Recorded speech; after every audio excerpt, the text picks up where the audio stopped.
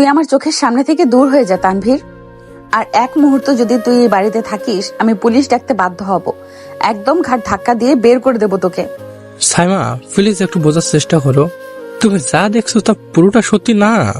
মিতু মাথা ঘুরে পড়ে যাচ্ছিল, আমি জাস্ট ওকে ধরেছিলাম। তুমি আমাকে সবার সামনে এভাবে অপমান করতে পারো না। চুপ কর একদম। তুই আমাকে মিথ্যা বোঝাবি? নিজের চোখে দেখেছি তোরা কি কি করেছিলি ওই গেস্ট রুমের ভেতরে। আমার নিজের খালাতো বোনের সাথে আমার বিয়ের দিন নোংরামি করতে তোর রুচিতে বাঁধলো না? তুই আমাকে বোঝাতে আসছিস? সজোরে একটা থাপ্পড় পড়ার শব্দে পুরো ড্রয়িং রুমের কোলাহল এক মুহূর্তেই থেমে যায়। বিয়ের সানাইয়ের শব্দ তখনও বাজছে, কিন্তু পুরো বাড়িতে এখন পিনপতন নীরবতা। সাইমা তানভীরের কলার চেপে ধরে তাকে টেনে হিঁচড়ে বিয়ের স্টেজ থেকে নিচে নামিয়ে এনেছে। তানভীরের এক গালে সাইমার হাতের 5 আঙ্গুলের দাগ স্পষ্ট হয়ে উঠেছে। সাইমা এমনিতে শহরের নামকরা কলেজের কড়া প্রফেসর, তার রাগের কথা পুরো পরিবার জানে। কিন্তু বিয়ের সাজে লাল বেনারসি পরে এমন রুদ্রমূর্তি ধারণ করবে সেটা কেউ ঘুণাক্ষরেও ভাবেনি। একপাশে মিতু ভয়ে জড়সড় হয়ে দাঁড়িয়ে কাঁদছে, আর চারপাশের মেহমানরা অবাক হয়ে এই দৃশ্য দেখছে। এই মেয়ে, তোর সাহস তো কম না? তুই আমার ছেলের গায়ে হাত তুললি? এমনিতেই তোর বয়স 25 পার হয়ে গেছে, বেশি বয়সের অহংকার তোর এখনো গেল না? আমার ছেলে দয়া করে তোকে বিয়ে করতে রাজি হয়েছিল, আর তুই তাকে সবার সামনে থাপ্পড় মারলি। দয়া করে বিয়ে করতে এসেছিল? আন্টি, আপনার ছেলের চরিত্র যে এত নোংরা সেটা জানলে আমি ওর ছায়াও মারাতাম না। এই বিয়ে আমি করব না। আপনারা এক্ষুনি আমার বাড়ি থেকে বেরিয়ে যান। এসব কি বলছিস সাইমা? বিয়ে করবি না মানে কি? আর তানভীরকে তুই এভাবে সবার সামনে মারলি কেন? আব্বু, তুমি ওকে জিজ্ঞেস করো ও কি করেছে। মিতু তুই বল, তুই বলবি নাকি আমি সবার সামনে বলবো তোরা ওই বন্ধ ঘরে কি করছিলি? মিতু হাউমাউ করে কেঁদে ওঠে আর দৌড়ে অন্য ঘরে চলে যায়। পরিস্থিতি বুঝতে আর কারো বাকি থাকে না। তানভীরের বাবা মা মাথা নিচু করে ফেলে। রহমান সাহেব মাথায় হাত দিয়ে সোফায় বসে পড়েন। তার এতদিনের সম্মান সমাজের মানুষের কাছে, তার যে মাথা উঁচু করা অবস্থান, সব যেন আজ ধুলোয় মিশে যাচ্ছে। আত্মীয় স্বজনরা ফিসফিস করে নানা কথা বলতে শুরু করেছে। কেউ তানভীরকে দোষ দিচ্ছে, আবার কেউ সাইমার রাগ নিয়ে কথা তুলছে। রহমান সাহেব ধীরে ধীরে সোফা থেকে উঠে দাঁড়ান। তার চোখ দুটো লাল হয়ে আছে। তিনি তানভীরের বাবার দিকে তাকিয়ে হাত জোর করে বলেন, আপনারা দয়া করে চলে যান। আমার মেয়ের জীবনটা নষ্ট করার আগে যে ওর আসল রূপটা ধরা পড়েছে, সেই জন্য আল্লাহর কাছে হাজার শুকরিয়া। তানভীর আর তার পরিবার চরম অপমানে মাথা নিচু করে বাড়ি থেকে বেরিয়ে যায়। কিন্তু ড্রয়িং রুমের বাতাস তখনও ভারী। রহমান সাহেব অসহায় চোখে চারপাশের মানুষের দিকে তাকাচ্ছেন। বিয়ের সব আয়োজন সম্পন্ন। কাজী সাহেব বসে আছেন, মেহমানরা খাচ্ছে। এখন বিয়ে ভেঙে গেলে সমাজে তাকে মুখ দেখাতে হবে না। তার চোখ হঠাৎ করে ভিড়ের মধ্যে দাঁড়িয়ে থাকা সাফায়েতের ওপর গিয়ে পড়ে। সাফায়েত রহমান সাহেবের আপন বোনের ছেলে, বয়স মাত্র 21, ইউনিভার্সিটিতে 2nd ইয়ারে পড়ে। সারাদিন বন্ধুদের সাথে আড্ডা দেওয়া আর বাইক নিয়ে ঘুরে বেড়ানোই তার কাজ। সাইমাকে সে ছোটবেলা থেকেই জমের মতো ভয় পায়। সাইমা তার চেয়ে 4 বছরের বড়, আর সম্পর্কে মামাতো বোন হলেও সাফায়েতের কলেজের প্রফেসর ছিল সে। সাইমার কড়া শাসনে সাফায়েত এখনো তথস্থ থাকে। সেই সাফায়েত 1 প্লেট কাচ্চি বিরিয়ানি হাতে নিয়ে অবাক চোখে এই হাই ভোল্টেজ ড্রামা দেখছিল। সাফায়েত, তুই এদিকে আয়। জি মামা, আমাকে ডাকছেন? তুই এই মুহূর্তে আমার সাইমাকে বিয়ে করবি। কাজী সাহেব বসে আছেন, এখনই তোদের আকদ হবে। রহমান সাহেবের এই একটা কথায় সাফায়েতের হাত থেকে বিরিয়ানির প্লেটটা প্রায় পড়েই যাচ্ছিল। সে ফ্যালফ্যাল করে মামার দিকে তাকিয়ে থাকে। সাইমাও চমকে উঠে তার বাবার দিকে তাকায়। চারপাশের ফিসফিসানি এবার আরো বেড়ে যায়। মামা, কি বলছেন এসব? আমি সাইমা আপুকে বিয়ে করব? মাথা খারাপ হয়ে গেছে আপনার? উনি তো আমার টিচার। আমি ওনাকে দেখলে এখনো ভয় কাঁপি, আর আপনি বলছেন ওনাকে বিয়ে করতে? ভাইজান, আপনি কি পাগল হয়ে গেলেন? সাফায়েত তো এখনো বাচ্চা ছেলে, ওর বয়স মাত্র 21। ও কিভাবে সাইমার দায়িত্ব নেবে? আর সাইমা ওর 4 বছরের বড়। এই বিয়ে কোনোভাবেই সম্ভব না। ফারিয়া, তুই আমার আপন ছোট বোন। আজ আমার সম্মান মাটিতে মিশে যাচ্ছে। মানুষ কাল থেকে আমার মেয়েকে নিয়ে নানা কথা রটাবে, বলবে সাইমার চরিত্রে দোষ ছিল বলেই বিয়ের আসর থেকে পর পালিয়েছে। তুই কি চাস তোর বড় ভাইয়ের সম্মান এভাবে শেষ হয়ে যাক? কিন্তু ভাইজান, তাই বলে সাপায়েত? ও তো নিজের দায়িত্ব এখনো নিজে পারে না। ফারিয়া, শান্ত হও। ভাইজান যখন বলছেন নিশ্চয় ভেবেচিন্তেই বলছেন। সাফায়েত, তুই রাজি হয়ে যা। আজ তোর মামার বিপদের দিনে আমরা যদি পাশে না দাঁড়াই তাহলে আর কে দাঁড়াবে? আব্বু, তুমিও মামার সাথে তাল মেলাচ্ছ। আমি বিয়ে করব না। আমি এখন স্টুডেন্ট, আর সাইমা আপু তো আমাকে আস্ত গিলে খাবে। আমি এই বিয়ে কিছুতেই করতে পারবো না। আব্বু, তুমি জোর করে সাফায়াতের ঘাড়ে আমাকে চাপিয়ে দিচ্ছ কেন? আমার বিয়ে ভেঙেছে বলে কি আমাকে যে কোনো একটা বাচ্চা ছেলের গলায় ঝুলিয়ে দিতে হবে? আমি বিয়ে করব না। তুই চুপ কর সাইমা, তোর জন্যই আজ আমার এই অবস্থা। তুই যদি সবার সামনে ওই ছেলেকে থাপ্পড় না মেরে আমাকে আড়ালে বলতি তাহলে আমি একটা ব্যবস্থা করতে পারতাম। এখন তুই আমার সম্মান বাঁচাবি, তুই সাফায়াতকে বিয়ে করবি, এটাই আমার শেষ কথা। নইলে আমি আজকে এই বাড়ির ছাদ থেকে লাফ দিব। রহমান সাহেব কান্নায় ভেঙে পড়েন। লিপি বেগম মানে সাইমার মা ছুটে এসে স্বামীকে জড়িয়ে ধরেন। সাইমা আর কোনো কথা বলতে পারে না।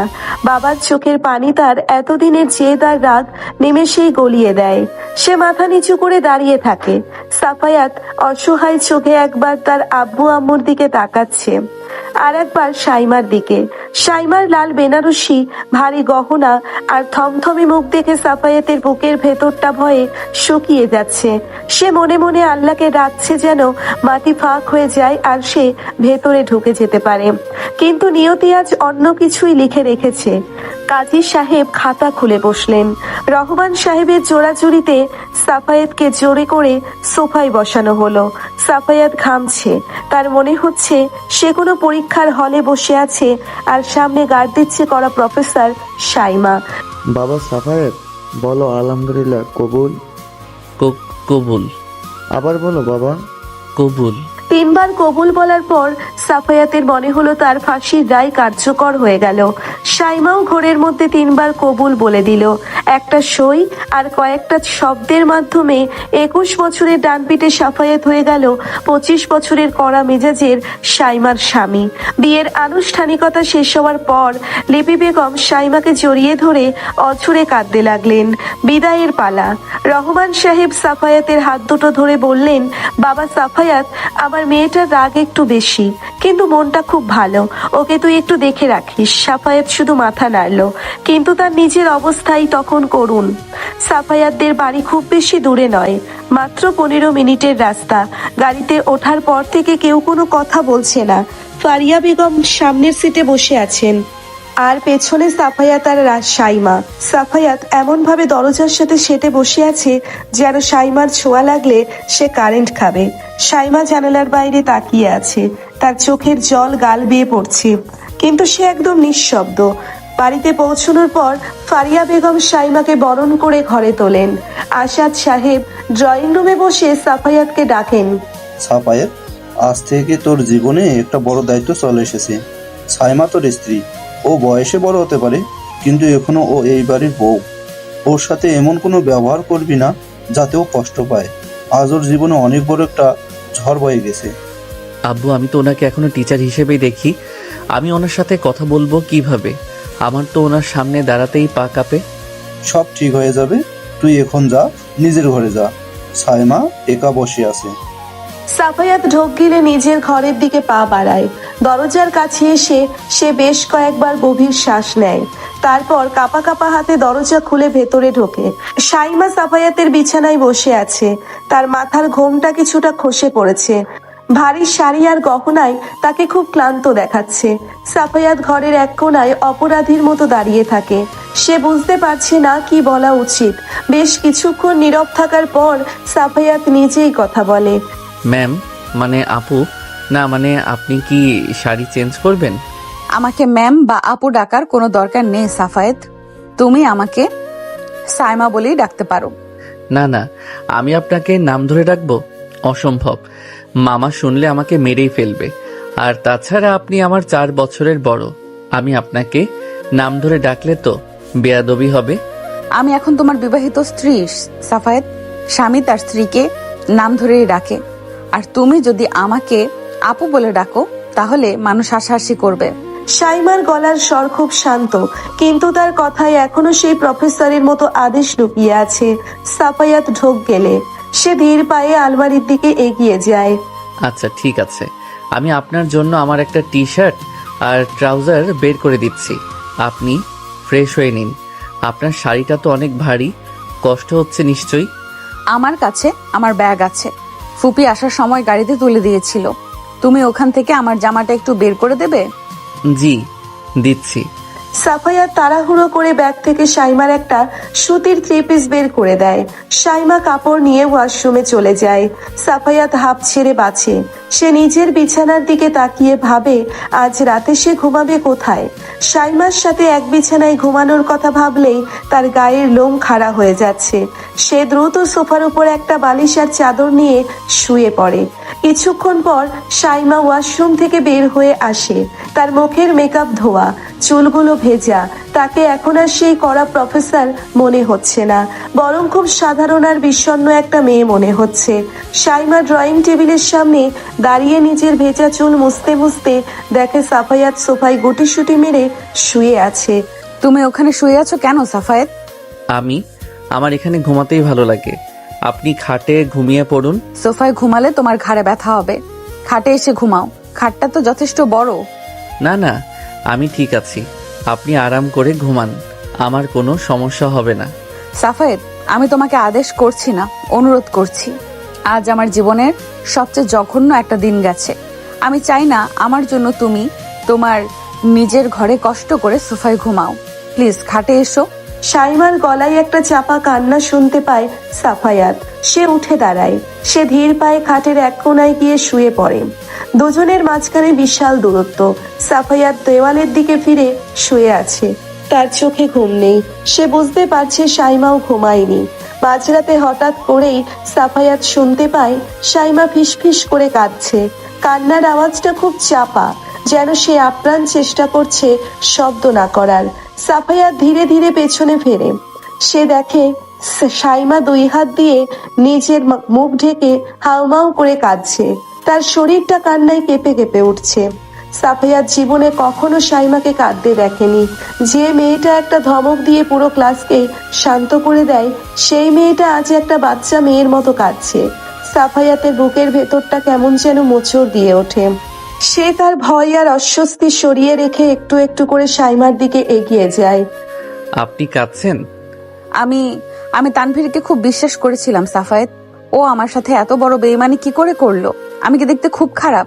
আমার বয়স বেশি বলে কি আমার ভালোবাসার কোনো অধিকার নেই? সাইমার কথাগুলো সাফায়াতের বুকে তীরের মতো বিঁধে যায়। সে কোনো চিন্তা না করেই তার হাতটা এগিয়ে দিয়ে সাইমার চোখের পানি মুছে দেয়। সাইমা চমকে উঠে সাফায়াতের দিকে তাকায়।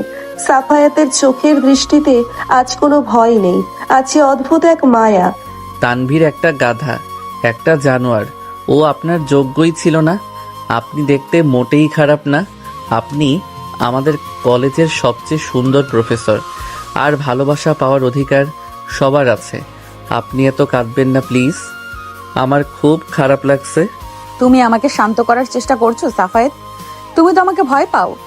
ভয় পাই তো, এখনো পাচ্ছি, কিন্তু আপনি তো এখন শুধু আমার টিচার বা বড় বোন নন, আপনি আমার বউ, আর বউয়ের চোখের পানি মোছার অধিকার তো স্বামীর থাকে, তাই না? সাফায়াতের মুখে বউ ডাকটা শুনে সাইমার কান্নার বেগ যেন কিছুটা কমে আসে। সে অবাক হয়ে এই 21 বছরের ছেলেটার দিকে তাকিয়ে থাকে। সাফায়াতের হাত তখনও সাইমার গালের ওপর রাখা। সাইমা ধীরে ধীরে নিজের হাতটা তুলে সাফায়াতের হাতের ওপর রাখে। তুমি সত্যিই খুব ভালো সাফায়েত। আমার আব্বুর সম্মান বাঁচানোর জন্য তুমি নিজের জীবনটা নষ্ট করে দিলে। আমি জানি তুমি আমাকে বিয়ে করতে চাওনি। জীবন নষ্ট হবে কেন? আপনি তো আমাকে পড়িয়ে অন্তত পাশ করিয়ে দেবেন, তাই না?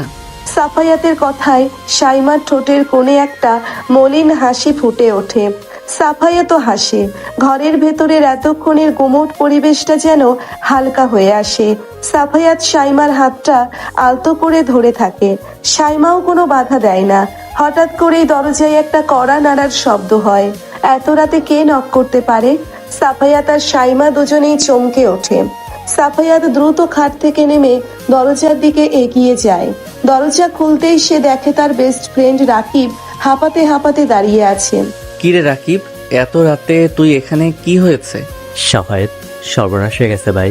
তানবীর আর ওর ফ্যামিলি থানায় গিয়ে সাইমাপুর নামে উল্টো পুলিশ কেস করেছে। ওরা বলছে সাইমাপুর নাকি বিয়ের আসরে তানবীরকে মারধর করে ওদের সম্মান নষ্ট করেছে এবং 5 লাখ টাকা চুরি করেছে। পুলিশ মামা বাড়িতে গেছে আর যে কোনো সময় এখানেও আসতে পারে। রাকিবের কথা শুনে সাফায়াতের মাথার ওপর যেন আকাশ ভেঙে পড়ে। ঘরের ভেতর থেকে সাইমাও সব শুনতে পায়। সে দৌড়ে দরজার কাছে আসে। তার মুখটা ভয়ে ফ্যাকাশে হয়ে গেছে। বিয়ের প্রথম রাতেই পুলিশ কেস, তানভীর এত বড় শয়তান। সাফায়াত শক্ত হয়ে দাঁড়ায়। সে এবার আর ভয় পাওয়া সেই 21 বছরের বাচ্চা ছেলে নয়। সে এখন সাইমার স্বামী। সে কি পারবে তানভীরের এই নোংরা ষড়যন্ত্র থেকে সাইমাকে বাঁচাতে? তুই কি বলছিস এসব রাকিব? তানভীর পুলিশ কেস করেছে? ওর এত বড় সাহস! নিজে আকাম করে ধরা খেলো, আবার উল্টো সাইমাপুর নামে চুরির অপবাদ দিচ্ছে। হ্যাঁ ভাই, আমি নিজে থানা থেকে খবর নিয়ে সোজা এখানে চলে এসেছি। আমার এক মামা তো ওই থানায় এসআই হিসাবে আছে। সে আমাকে ফোন দিয়ে বলল রহমান সাহেবের মেয়ে সাইমান নামে চুরির আর মারধরের মামলা হয়েছে। পুলিশ যে কোনো সময় তোদের এখানে আসতে পারে। তুই জলদি আঙ্কেলকে ডাক।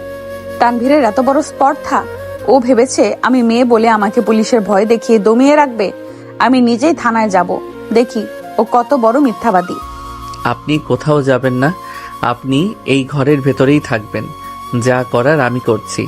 তুমি কি করবে সাফায়েত? তুমি একটা স্টুডেন্ট। তুমি কি জানো পুলিশ কেস কতটা ঝামেলার? তানভীরের খালু তো আবার এলাকার কমিশনার। ওরা পুলিশের টাকা খাইয়ে নিয়ে আসবে। আমি নিজেই ফেসে যাব। আমি বলেছি না আপনি ঘরের ভেতরে থাকবেন? আপনি হয়তো ভুলে যাচ্ছেন যে আপনি এখন আমার বউ, আর আমার বউকে আমি পুলিশের সামনে একা ছেড়ে দিয়ে ঘরের ভেতর লুকিয়ে থাকবো? এত বড় কাপুরুষ আমি নই। রাকিব, তুই দাঁড়া, আমি আব্বুকে ডাকছি। সাফায়াতের গলার আওয়াজে একটা অদ্ভুত কাঠিন্য ছিল, যা সাইমা আগে কখনো শোনেনি। যে ছেলেটা একটু আগেও সাইমার সামনে ভয়ে কাঁপছিল, সে হঠাৎ করে যেন একজন পরিণত পুরুষ হয়ে উঠেছে। সাইমা অবাক হয়ে সাফায়াতের যাওয়ার পথের দিকে তাকিয়ে থাকে। ড্রয়িং রুমে আসাদ সাহেব আর ফারিয়া বেগম ততক্ষণে ঘুম থেকে উঠে এসেছেন। রাকিবের মুখে সব শুনে আসাদ সাহেবের মুখ চিন্তায় কালো হয়ে যায়। ফারিয়া বেগম তো ভয়ে কাঁপতে শুরু করেন। রহমান ভাইজান কি জানেন এসব? আমি ওনাকে এখনই ফোন দিচ্ছি। আঙ্কেল, মামার বাড়িতে অলরেডি পুলিশ গেছে। মামা তো হার্টের রোগী, ওনার অবস্থা এমনিতেই খারাপ। পুলিশ এখন সাইমা আপুকে অ্যারেস্ট করতে এদিকে আসছে। ইয়াল্লাহ, বিয়ে প্রথম রাতে কোন বিপদে পড়লাম আমরা। সাইমা তো কোনো দোষ করেনি। তানভীর ছেলেটা তো কালপিট। এখন আমার ঘরের বউকে যদি পুলিশ নিয়ে যায়, তাহলে সমাজে আমরা মুখ দেখাবো কিভাবে? আম্মু, তুমি একটু শান্ত হও তো। কেউ সাইমাকে নিয়ে যেতে পারবে না। ঠিক সেই মুহূর্তে বাড়ির মেইন গেটে পুলিশের গাড়ির সাইরেনের শব্দ শোনা যায়।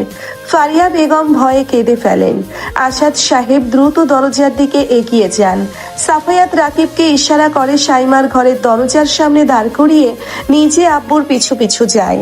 দরজা খুলতেই দেখা যায় একজন সাব ইন্সপেক্টর আর দুজন কনস্টেবল দাঁড়িয়ে আছে। তাদের পেছনে তানভীরের বড় ভাই দাঁড়িয়ে শয়তানি হাসি হাসছে।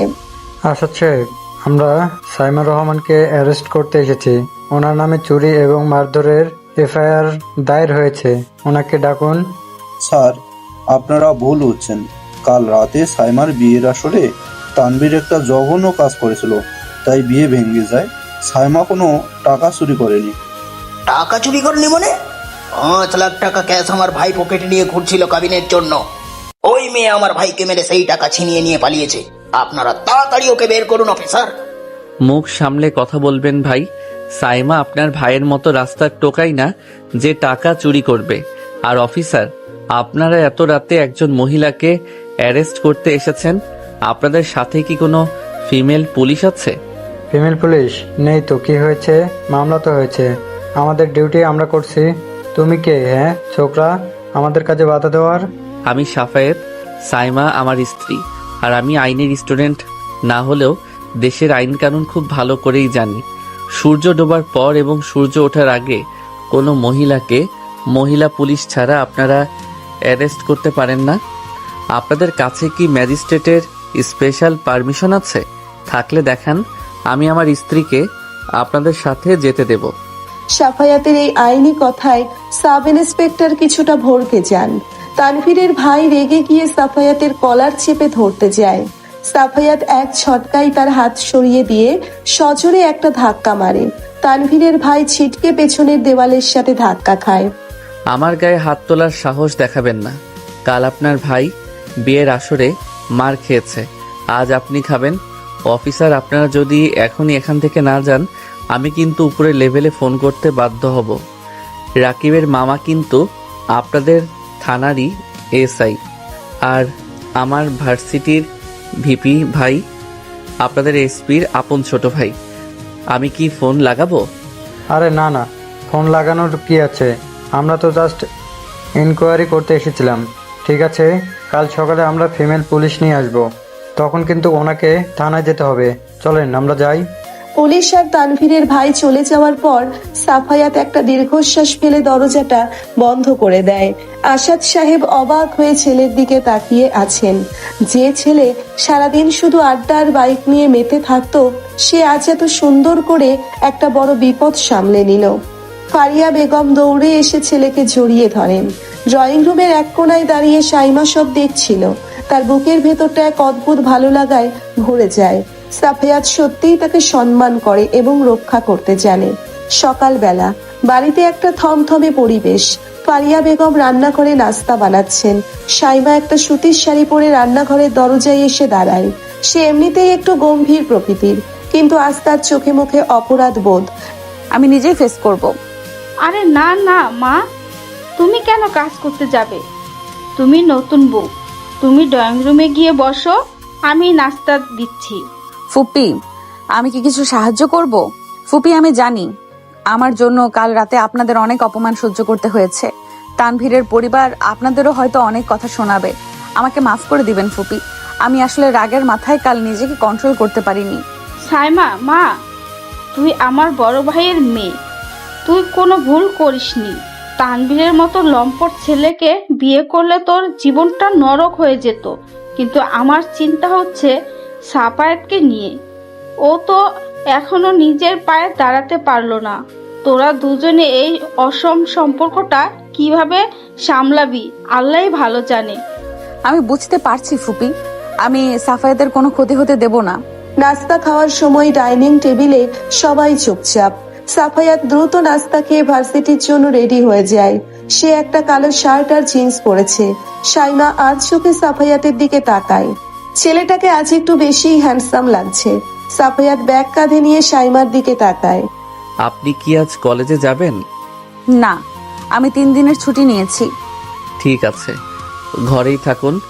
কেউ আসলে দরজা খুলবেন না, তানভীরের লোকজন আবার ঝামেলা করতে পারে। আমি দুপুরে রাকিবকে নিয়ে থানায় যাব। ওর মামার সাথে কথা বলে ওই ফেক এফআইআরটা বাতিল করার ব্যবস্থা করব। আপনাকে কিছু নিয়ে ভাবতে হবে না। সাফায়েত, তুমি এত রিস্ক নিচ্ছ কেন? আমি আমার আব্বুর উকিলের সাথে কথা বলবো। মামা এমনিতে অসুস্থ, ওনাকে আর প্রেশার দেবেন না। আমি আমার বউয়ের সম্মান বাঁচাতে জানি। আমি আসছি। সাফায়াত বেরিয়ে যাওয়ার পর সাইমার বুকটা ধক করে ওঠে।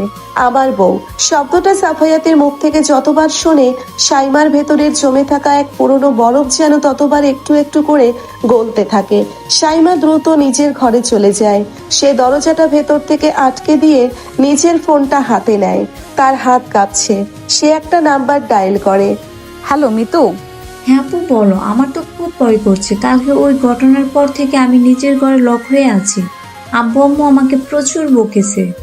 তুই একদম চুপ থাকবি মিতু। কেউ যেন বিন্দু স্বর্গ জানতে না পারে তুই আমার কথা মতো কাজ করেছিস। আমি তোকে কথা দিচ্ছি, তোর কোনো ক্ষতি আমি হতে দেব না। কিন্তু আপু, তানভীর ভাইয়ার তো পুলিশ কেস করেছে। যদি পুলিশ আমাকে জেরা করে, আমি তো মিথ্যে বলতে পারবো না। পুলিশ তোকে ডাকবে না, আর ডাকলেও তুই শুধু বলবি তানভীর জোর করে তোকে ঘরে নিয়ে গিয়েছিল, ব্যাস। এর বাইরে একটা কথাও বলবি না। তোর অ্যাকাউন্টে আমি কালই ওই 5 লাখ টাকা ট্রান্সফার করে দিয়েছি। তুই তোর ওই স্বপ্নের বুটিকে ইনভেস্ট কর। কিন্তু আপাতত কিছুদিন একদম চুপ থাক।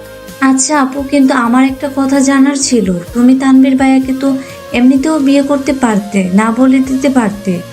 এমন একটা নোংরা নাটক সাজানোর কি দরকার ছিল?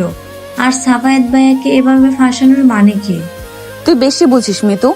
আমার যা দরকার ছিল আমি সেটা আদায় করেছি। সাফায়েত ফেসেছে কি ফাঁসেনি সেটা আমি বুঝবো। তুই শুধু তোর নিজের মুখটা বন্ধ রাখবি। তানভীর একটা লোভী ছেলে, ওকে ফাঁসানোটা জরুরি ছিল যাতে পরিবারের কেউ ওর পক্ষ না নেয়। আর সাফায়েত, ওর ব্যাপারটা তুই বুঝবি না। সাইমা কলটা কেটে দিয়ে ফোনটা বিছানায় ছুঁড়ে ফেলে। সে আয়নার সামনে গিয়ে দাঁড়ায়। আয়নায় নিজের প্রতিবিম্বের দিকে তাকিয়ে সে একটা দীর্ঘশ্বাস ফেলে। কেউ জানে না এই পুরো ঘটনাটা সাইমার নিজের হাতে বোনা একটা নিখুঁত জাল। তানভীর যে লোভী আর চরিত্রহীন সেটা সাইমা অনেক আগে থেকেই জানতো। কিন্তু সাইমার আসল লক্ষ্য তানভীর ছিল না, তার লক্ষ্য ছিল সাফায়েত। সেই সাফায়াত যাকে সে গত 4 বছর ধরে পাগলের মতো ভালোবাসে। কিন্তু বয়সের ব্যবধান আর ফ্যামিলির সম্মানের কথা ভেবে সে কখনো নিজের মনের কথা কাউকে বলতে পারেনি। সে জানতো সাফায়াত তাকে ভয় পায়, তাই সে এমন একটা পরিস্থিতি তৈরি করলো যেখানে বাধ্য হয়ে সাফায়াতকে তাকে বিয়ে করতে হয়। দুপুরবেলা সাফায়াত ভার্সিটির ক্যাফেটেরিয়ায় বসে আছে। তার সাথে রাকিব আর শিয়াম সাফায়াতের আরেকজন ঘনিষ্ঠ বন্ধু। ভাই আমি তো এখনো বিশ্বাস করতে পারছি না তুই সাইমা ম্যাডামকে বিয়ে করেছিস। ভাই উনি তো ক্লাসে ঢুকলে আমরা নিশ্চয় নিতু ভয় পাই। তুই ওনার সাথে এক রুমে ঘুমাবি কিভাবে? আরে বেটা, সাফায়েত তো এখন ম্যাডামের জামাই। এখন কি ম্যাডাম ওকে ক্লাসের মতো বকা দেবে নাকি? রাতে হয়তো ম্যাডাম নিজেই সাফায়েতকে পড়া বুঝিয়ে দেবে। তোরা ফাইজলামি করিস না তো ভাই, আমার এমনিতেই মাথা খারাপ হয়ে আছে। তানভীরের পুলিশ কেসটার কি হলো বল? তুই চিন্তা করিস না, আমার মামা খবর নিয়েছে। তানভীর কোনো প্রমাণ দেখাতে পারেনি। বিয়ের আসরে এতগুলো মানুষের সামনে ও মৃত্যুর সাথে ধরা খেয়েছে, তাই পুলিশ উল্টো তানভীরকে ওয়ার্নিং দিয়েছে। কেস এমনিতে ডিসমিস হয়ে যাবে। যাক বাঁচালি ভাই, কিন্তু আমার বুকের উপর এখন বিশাল একটা পাথর বসে আছে। সাইমা আপু, মানে সাইমা, আমার সাথে ঠিক মতো কথাও বলে না। ওনার চোখে সবসময় একটা রাগ রাগ ভাব থাকে। আমি বুঝতে পারি না উনি এই বিয়েটা নিয়ে কি ভাবছেন। ভাই মেয়েরা একটু এমনই হয়, বিশেষ করে সাইমা ম্যাডামের মতো মেয়েরা। তুই একটু সাহস করে ওনার কাছাকাছি যাওয়ার চেষ্টা করে, একটু রোমান্টিক কথা বল, দেখবি বড় ভয় গলে যাবে। রোমান্টিক কথা সাইমা আপুর সাথে? ভাই উনি আমার ঘাড় মোটকে দেবে। আমি বাবার দূরে দূরেই ভালো আছি। ভার্সিটি শেষ করে বিকেলে বাড়ি ফেরে সাফায়াত। ফারিয়া বেগম তখন আসরের নামাজ পড়ছিলেন। সাফায়াত সোজা নিজের ঘরের দিকে যায়। দরজা খুলতেই সে একটা ঘ্রাণ পায়, সাইমার ভেজা চুলের আর দামি শ্যাম্পুর মিষ্টি একটা ঘ্রাণ। সাইমা গোসল করে মাত্র বের হয়েছে। তার পরনে একটা হালকা গোলাপি রঙের সালোয়ার কামিজ, চুলগুলো এখনো ভেজা। সে তোয়ালে দিয়ে চুল মুছতে মুছতে জানালার পাশে দাঁড়িয়েছিল। সাফায়াতকে ঘরে ঢুকতে দেখে সাইমা একটু নড়ে চড়ে দাঁড়ায়। ফিরেছে? জি, আপনার শরীর ঠিক আছে তো? হ্যাঁ ঠিক আছে। থানার ওই ব্যাপারটা? ওটা সলভ হয়ে গেছে। রাকিবের মামা সব সামলে নিয়েছে। তানভীর আর কোনো ঝামেলা করতে পারবে না। থ্যাঙ্কস সাফায়েত, তুমি সত্যি অনেক বড় একটা কাজ করেছো। আমি তোমার কাছে কৃতজ্ঞ। কৃতজ্ঞ হওয়ার কিছু নেই, আমি আমার দায়িত্ব পালন করেছি মাত্র। সাফায়াত আলমারি থেকে নিজের জন্য একটা টি শার্ট বের করতে যায়। হঠাৎ কারেন্ট চলে যায়, পুরো ঘর অন্ধকার হয়ে যায়। বাইরে মেঘলা আকাশ, তাই ঘরের ভেতরটাও বেশ অন্ধকার। সাফায়াত অন্ধকারে হাতড়ে হাতড়ে আলমারির পাল্লা বন্ধ করতে গিয়ে হঠাৎ কারোর সাথে ধাক্কা খায়। সাইমাও অন্ধকারে মোমবাতি খুঁজতে আলমারির দিকে আসছিল। সাফায়াতের সাথে ধাক্কা খেয়ে সে ভারসাম্য হারিয়ে পড়ে যেতে নেয়। সাফায়াত দ্রুত নিজের 2 হাত বাড়িয়ে সাইমার কোমর জড়িয়ে ধরে তাকে পতন থেকে রক্ষা করে। অন্ধকার ঘরে দুজনের নিঃশ্বাসের শব্দ স্পষ্ট শোনা যাচ্ছে। সাফায়াতের শক্ত হাত সাইমার নরম কোমরে চেপে বসেছে। সাইমার ভেজা চুলের পানি সাফায়াতের শার্ট ভিজিয়ে দিচ্ছে। সাইমার বুকের ধুকপুকানি সাফায়াত নিজের বুকেও অনুভব করতে পারছে। দুজনের মাঝখানে 1 ইঞ্চি দূরত্বও নেই। আপনি ঠিক আছেন? হ্যাঁ, আমাকে ছাড়ো সাফায়েত। সাইমার গলার স্বর কাঁপছে, কিন্তু সে সাফায়াতকে ছাড়িয়ে যাওয়ার কোনো চেষ্টাই করছে না। সাফায়াত যেন এক ঘোরের মধ্যে চলে গেছে। যে মেয়েটাকে সে এত ভয় পেত, আজ সেই মেয়েটার শরীর তার হাতের মুঠোয়। সাইমার ভেজা চুলের সুভাষ সাফায়াতকে পাগল করে দিচ্ছে। সে বুঝতে পারছে না তার কি করা উচিত। তার পুরুষালী সত্তা চাইছে সাইমাকে আরো কাছে টেনে নিতে, কিন্তু তার মনের ভেতরের ভয় তাকে আটকাচ্ছে। সাফায়াত ধীরে ধীরে তার হাতের বাঁধন আলগা করে দেয়। সাইমা একটু পিছিয়ে যায়, কিন্তু সেও কোনো কথা বলতে পারছে না। ঠিক সেই মুহূর্তে কারেন্ট চলে আসে। আলো আসতেই দুজনেই চরম অপ্রস্তুত হয়ে যায়। সাইমার ফর্সা গাল দুটো লজ্জায় টকটকে লাল হয়ে গেছে। সে আর এক মুহূর্তও সেখানে না দাঁড়িয়ে দ্রুত ড্রয়িং রুমের দিকে চলে যায়। সাফায়াত নিজের হাতের দিকে তাকিয়ে থাকে। তার হাতের তালুতে তখনও সাইমার কোমরের স্পর্শ লেগে আছে। তার বুকের ভেতরটা এক অজানা আনন্দে নেচে ওঠে। সে বুঝতে পারে এই সিনিয়র বউয়ের প্রতি তার আর কোনো ভয় নেই, বরং একটা অদ্ভুত আকর্ষণ তৈরি হচ্ছে। রাত 10টা। রাতের খাবার শেষে সবাই যে যার ঘরে চলে গেছে। সাফায়াত বিছানায় বসে ল্যাপটপে তার একটা অ্যাসাইনমেন্টের কাজ করছিল। সাইমা খাটের অন্য পাশে বসে একটা বই পড়ছিল। দুজনের মাঝে সেই বিকেলের পর থেকে আর কোনো কথা হয়নি। একটা অস্বস্তিকর নীরবতা পুরো ঘরে বিরাজ করছে। উফ, এই থিওরিটা তো কিছুতেই মাথায় ঢুকছে না। কি থিওরি? আমাকে দেখতে দাও। সাইমা বইটা বন্ধ করে সাফায়াতের কাছাকাছি সরে আসে। সে ল্যাপটপের স্ক্রিনের দিকে ঝুঁকে পড়ে। সাইমার হঠাৎ এত কাছে আসায় সাফায়াতের আবার বুক ধড়ফড় শুরু হয়। সাইমা খুব সুন্দর করে একদম প্রফেসরের মতো সাফায়াতকে থিওরিটা বুঝিয়ে দেয়। বাহ, আপনি তো খুব সুন্দর করে বুঝিয়ে দিলেন। আমি তো ভাবছিলাম কাল স্যারকে কি জবাব দেব। আমি কলেজের প্রফেসর সাফায়েত, এসব থিওরি আমার মুখস্থ। তুমি যদি নিয়মিত মন দিয়ে পড়াশোনা করো তাহলে তোমাকেও কারো কাছে আটকে থাকতে হবে না। কিন্তু মন তো পড়াশোনায় বসতে চায় না। তাহলে কোথায় বসতে চায় তোমার মন? বন্ধুদের সাথে আড্ডায়, নাকি অন্য কোথাও? সাইমা কথাটা বলে সাফায়াতের চোখের দিকে সরাসরি তাকায়। সাফায়াত একটু হকচকিয়ে যায়। সাইমার চোখে আজ কোনো শাসন নেই, বরং একটা অদ্ভুত মায়া আর প্রশ্ন লুকিয়ে আছে। না, মানে আমি তো আর ইচ্ছাকৃত আড্ডা মারি না, তবে এখন থেকে মন দিয়ে পড়ব। আপনি তো ঘরেই আছেন আমাকে পড়ানোর জন্য। আমি সারা জীবন তোমাকে পড়াবো সাফায়েত। তোমার কি মনে হয় আমাদের এই বিয়েটা সারা জীবন টিকবে? সাইমার এই আকস্মিক প্রশ্নে সাফিয়াত ল্যাপটপ বন্ধ করে দেয়। সে সাইমার দিকে পুরোপুরি ঘুরে বসে। কেন টিকবে না?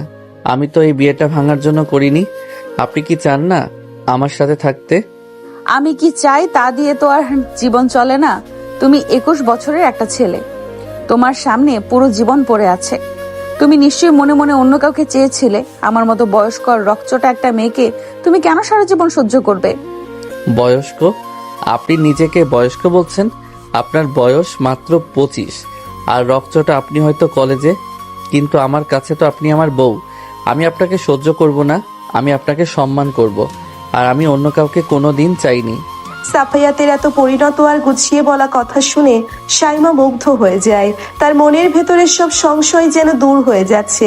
সে আর নিজেকে আটকে রাখতে পারে না।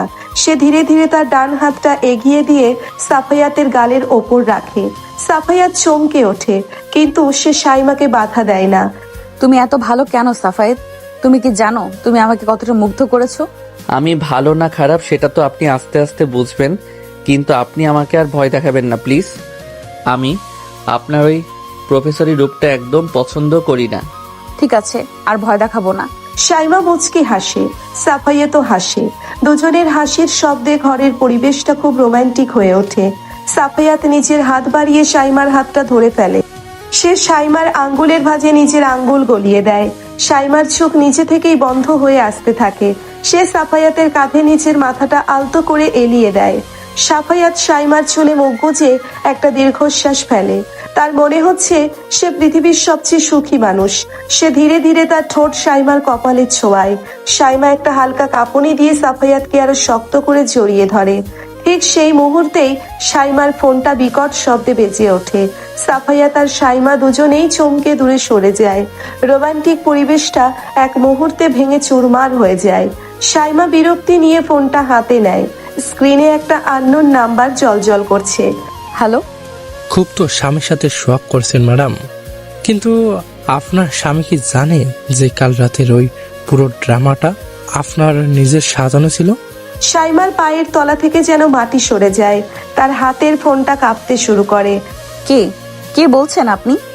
আমি কে সেটা বড় কথা নয়, বড় কথা হলো মিতুর অ্যাকাউন্টে আপনার পাঠানো 5 লাখ টাকার রিসিট, আর মিতুর সাথে আপনার গোপন চুক্তির সব প্রমাণ আমার কাছে আছে। সাফায়াতকে ফাঁসিয়ে আপনি খুব চালাকি করছেন ভেবেছেন? এবার খেলাটা আমি খেলবো। কলটা কেটে যায়। সাইমা পাথরের মতো জমে যায়। সাফায়াত অবাক হয়ে সাইমার ফ্যাকাশে মুখের দিকে তাকিয়ে আছে। কি হয়েছে সাইমা? কার ফোন ছিল? তুমি এত ঘামছো কেন?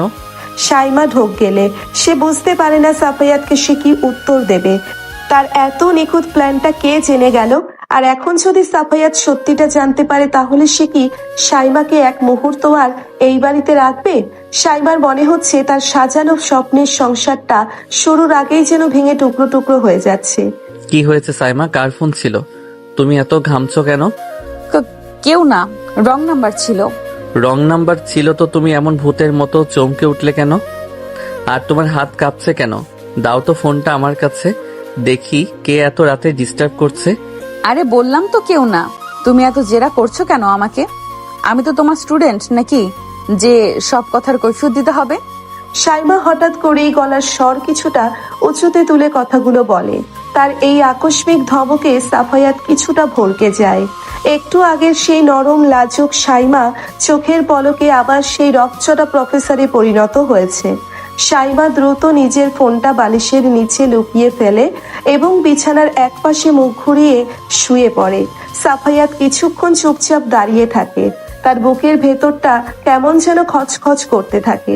সাইমা যে মিথ্যা বলছে সেটা সাফায়াত খুব ভালো করেই বুঝতে পারছে, কিন্তু কেন মিথ্যা বলছে? কার ফোন ছিল যেটা নিয়ে সে এতটা আতঙ্কিত হয়ে পড়ল? সাফায়াত একটা দীর্ঘশ্বাস ফেলে লাইট অফ করে দেয় এবং বিছানার অন্য পাশে শুয়ে পড়ে। মাঝরাতে হঠাৎ বাইরে তুমুল বৃষ্টি শুরু হয়। বৃষ্টির ছাদ জানালার কাঁচ ভেদ করে ঘরের ভেতর আসতে থাকে। বাতাসের তীব্রতায় জানালার পর্দাগুলো উঠছে। সাফায়াত উঠে জানালা বন্ধ করতে যায়। জানালা বন্ধ করে ফেরার সময় বিদ্যুৎ চমকে ওঠে। সেই তীব্র আলোয় সাফায়াত দেখে সাইমা বিছানায় নেই। সে চমকে ওঠে। বাথরুমের দরজাও খোলা, সেখানেও কেউ নেই। সাফায়াত দ্রুত ঘরের দরজা খুলে বারান্দার দিকে যায়। বারান্দার এক কোণায় অন্ধকারের মধ্যে সাইমা দাঁড়িয়ে আছে। বৃষ্টির ছাটে তার শরীর ভিজে যাচ্ছে, কিন্তু সেদিকে তার কোনো ভ্রুক্ষেপ নেই। সে আপন মনে কাঁদছে। সাফায়াত ধীর পায়ে সাইমার পিছনে গিয়ে দাঁড়ায়। এত রাতে এখানে কি করছেন? বৃষ্টিতে তো ভিজে যাচ্ছেন। তুমি এখানে কেন এসেছো সাফায়েত? যাও গিয়ে ঘুমাও। আপনি না ঘুমালে আমি কিভাবে ঘুমাবো? আপনি কি ওই ফোন কলটার জন্য কাঁদছেন? তানভীর কি আবার কোনো হুমকি দিয়েছে? আমাকে সত্যি করে বলুন সাইমা, আমি সব ঠিক করে দিব। তুমি কিছু ঠিক করতে পারবে না সাফায়েত। কিছু জিনিস এতটাই জটিল হয়ে যায় যে সেটা আর আগের মতো ঠিক করা সম্ভব হয় না। তুমি আমার থেকে দূরে থাকো, সেটাই তোমার জন্য ভালো। দূরে থাকবো মানে কি? আপনি আমার বউ, আপনার সব ভালো মন্দের দায়িত্ব এখন আমার। আপনি আমাকে বিশ্বাস করতে পারেন সাইমা। আমি হয়তো বয়সে আপনার ছোট, হয়তো আমি আপনার মতো অতটা ম্যাচিউরড না, কিন্তু আমি আপনাকে ঠকাবো না। সাফায়াতের এই কথাগুলো সাইমার বুকের ভেতর অপরাধ বোধের আগুন আরো বাড়িয়ে দেয়। যে ছেলেটা তাকে এত বিশ্বাস করছে, এত ভরসা দিচ্ছে, সেই ছেলেটাকেই সে সবচেয়ে বড় ধোকাটা দিয়েছে। সাইমা আর নিজেকে সামলাতে পারে না। সে হঠাৎ করেই ঘুরে দাঁড়িয়ে সাফায়াতের বুকে মাথা রেখে হাউমাউ করে কেঁদে ওঠে। সাফায়াত চমকে গেলেও পরক্ষণেই তার দুই হাত দিয়ে সাইমাকে শক্ত করে জড়িয়ে ধরে। সাফায়াতের বুকের উষ্ণতা আর তার চওড়া কাঁধ সাইমাকে অদ্ভুত এক নিরাপত্তা দেয়। সে তার দুই হাত দিয়ে সাফায়াতের শার্ট খামচে ধরে কাঁদে। সাফায়াত সাইমার ভেজা চুলে আলতো করে হাত বুলিয়ে দেয়। বৃষ্টির শব্দ আর সাইমার কান্নার শব্দ মিলেমিশে এক অদ্ভুত পরিবেশ তৈরি করে। শান্ত হন সাইমা, আমি তো আছি। আমি কাউকে আপনার কোনো ক্ষতি করতে দেব না। কেউ যদি আপনাকে কষ্ট দেয় আমি তার ঘাড় মোটকে দেব। আমাকে ছেড়ে যেও না সাফায়েত, আমি তোমাকে ছাড়া মরে যাব। আমি জানি আমি খুব খারাপ, আমি অনেক বড় ভুল করেছি, কিন্তু আমি তোমাকে সত্যি অনেক ভালোবাসি। পাগল, আপনাকে ছেড়ে আমি কোথায় যাব? আর আপনি কি এমন ভুল করবেন? আপনি তো কলেজের সবচেয়ে স্ট্রিক্ট প্রফেসর। আপনার ভুল ধরার সাহস কার আছে? সাফায়াত কথাটা মজা করে বললেও সাইমার বুকটা কেঁপে ওঠে। সে বুঝতে পারে এখন আর কিছু বলার সময় নয়। সে যদি এখনই সব সত্যি বলে দেয় তাহলে সাফায়াত তাকে এক মুহূর্ত আর কাছে রাখবে না। সাইমা নিজেকে সামলে নিয়ে সাফায়াতের বুক থেকে মাথা তোলে। সে দ্রুত নিজের চোখের পানি মুছে ফেলে। চলো ঘরে যাই, আমার শীত করছে। চলুন। পরের দিন সকালবেলা ফারিয়া বেগম ডাইনিং টেবিলে নাস্তা সাজাচ্ছেন, আসাদ সাহেব খবরের কাগজ পড়ছেন, সাফায়াত রেডি হয়ে ঘর থেকে বের হয়। সাইমা তখনও ঘুম থেকে ওঠেনি। কিরে সাফায়াত, সাইমা কোথায়? আর শরীর ঠিক আছে তো? কাল রাতে তো দেখলাম তোদের ঘরের লাইট অনেকক্ষণ জ্বলছিল। হ্যাঁ আম্মু, ও ঠিক আছে। আসলে কাল রাতে ওর একটু মাথা ব্যথা করছিল, তাই ঘুমাতে দেরি হয়েছে। তুমি ওকে ডাকবে না, ও ঘুমাক। আমি ভার্সিটি থেকে ফিরে ওকে ডাক্তারের কাছে নিয়ে যাব। শোন সাফায়েত, তোর মামার সাথে আমার কথা হয়েছে। তানভীরের ওই পুলিশের কেসের ব্যাপারটা পুরোপুরি মিটে গেছে, কিন্তু সমাজের মানুষ তো অনেক কথা বলছে। আমরা ভাবছি সামনে শুক্রবার একটা ছোট করে বৌভাতের আয়োজন করতে, আত্মীয় স্বজনদের ডেকে তোর বিয়ের আনুষ্ঠানিকতা শেষ করে ফেলি। আব্বু, এখন এসব অনুষ্ঠানের কোনো দরকার নেই। সাইমা এমনিতেই খুব মেন্টাল প্রেসারে আছে, ওকে একটু সময় দাও। ও আগে এই পরিবেশের সাথে মানিয়ে নিক, তারপর না হয় অনুষ্ঠান করা যাবে। সাফায়াতের এই পরিণত কথায় আসাদ সাহেব আর ফারিয়া বেগম দুজনেই অবাক হয়ে যান। তাদের ছেলেটা যেন বিয়ের পর রাতারাতি বড় হয়ে গেছে। সে তার স্ত্রীর সম্মান আর মানসিক অবস্থার কথা কতটা গুরুত্ব দিয়ে ভাবছে, সেটা দেখে বাবা মা হিসেবে তারা গর্ববোধ করেন। সাফায়াত নাস্তা করে ভার্সিটির উদ্দেশ্যে বেরিয়ে যায়। দুপুরবেলা সাইমা একটা ক্যাফেতে বসে আছে, তার সামনে মিতু বসে কাঁপছে। সাইমা আজ চোখে কালো রোদ চশমা পরে এসেছে, যাতে কেউ তাকে চিনতে না পারে। তার মুখের চেহারা থমথমে। তুই আমাকে সব সত্যি কথা বলবি মিতু? তোর ফোন থেকে ওই স্ক্রিনশট আর ব্যাংক রিসিট কে পেয়েছে? তুই কি কাউকে কিছু বলেছিস? বিশ্বাস করো আপু, আমি কাউকে কিছু বলিনি। কাল রাতে আমি যখন ঘুমাচ্ছিলাম তখন হয়তো কেউ আমার ফোন চেক করেছে, কিন্তু আমার ফোনে তো পাসওয়ার্ড দেওয়া ছিল, আমি বুঝতে পারছি না আপু। তোর ওই লম্পট বয়ফ্রেন্ডের কাজ নয় তো? তুই যার সাথে সেদিন ফোনে চ্যাট করছিলি? না না, ও তো এসবের কিছুই জানে না আপু। আমার খুব ভয় করছে। কাল রাতে আমাকেও একটা আননোন নাম্বার থেকে মেসেজ করেছে, লিখেছে তোর আপুকে বলবি 50 লাখ টাকা রেডি রাখতে, নইলে কালকের মধ্যেই ভিডিও আর সব প্রমাণ সাফায়াতের মোবাইলে চলে যাবে। 50 লাখ? এত টাকা আমি কোথায় পাবো? আর আমি যদি টাকা না দেই? তাহলে ওরা সব ফাঁস করে দেবে আপু। তানভীর ভাইয়া যদি এসব জানতে পারে তাহলে তো তোমাকে আর সাফায়াত ভাইয়াকে জ্যান্ত পুঁতে ফেলবে, আর তোমার আব্বু তো স্ট্রোক করেই মারা যাবে। তুমি কিছু একটা করো আপু। সাইমা ক্যাফের টেবিলের উপর রাখা পানির গ্লাসটা এক চুমুকে শেষ করে। তার মাথা কাজ করছে না। সে ভেবেছিল তানভীরকে ফাঁসিয়ে সাফায়াতকে বিয়ে করলেই সব সমস্যার সমাধান হয়ে যাবে, কিন্তু সে বুঝতে পারেনি যে সে কত বড় একটা ফাঁদে পা দিয়েছে। এখন যদি এই সত্যিটা বাইরে আসে তাহলে শুধু তার সংসার ভাঙবে না, তার বাবার সম্মান, তার কেরিয়ার সবকিছু শেষ হয়ে যাবে। সবচেয়ে বড় কথা, সাফায়াত তাকে ঘেন্না করবে। তুই আজই তোর ফোনটা রিসেট মেরে দিবি। ওই নাম্বারে কোনো কল বা মেসেজ আসলে তুই রিপ্লাই দিবি না। যা করার আমি করব। তুই এখন যা এখান থেকে। মিতু চলে যাওয়ার পর সাইমা অনেকক্ষণ চুপচাপ বসে থাকে। তার চোখের সামনে সাফায়াতের ওই মায়াবী মুখটা ভাসতে থাকে। যে ছেলেটা কাল রাতে তাকে বৃষ্টি থেকে বুকে টেনে নিয়েছিল, সেই ছেলেটার চোখে সে প্রতারক হতে চায় না। সে যে কোনো মূল্যে এই সংসারটা টিকিয়ে রাখবে। বিকালবেলা সাফায়াত আজ একটু তাড়াতাড়ি বাড়ি ফিরেছে। তার হাতে একটা ছোট শপিং ব্যাগ। সে সরাসরি নিজের ঘরে চলে যায়। ঘরে ঢুকে দেখে সাইমা আয়নার সামনে দাঁড়িয়ে চুল আঁচড়াচ্ছে। সাইমাকে আজ একটা নীল রঙের শাড়ি পরা অবস্থায় দেখে সাফায়াত থমকে দাঁড়ায়। এই প্রথম সে সাইমাকে এত স্নিগ্ধ আর সাধারণ রূপে দেখছে। প্রফেসরের সেই কড়া মেজাজটা আজ যেন কোথাও হারিয়ে গেছে। আপনাকে নীল শাড়িতে খুব সুন্দর লাগছে সাইমা। সাফায়াতের কথায় সাইমা চমকে ওঠে। আয়নার ভেতর দিয়ে সে সাফায়াতের দিকে তাকায়। সাফায়াতের চোখে একটা অদ্ভুত মুগ্ধতা। সাইমার গাল লজ্জায় লাল হয়ে যায়। সে দ্রুত চোখ নামিয়ে নেয়। তুমি কখন এলে? আর তোমার হাতে ওটা কি?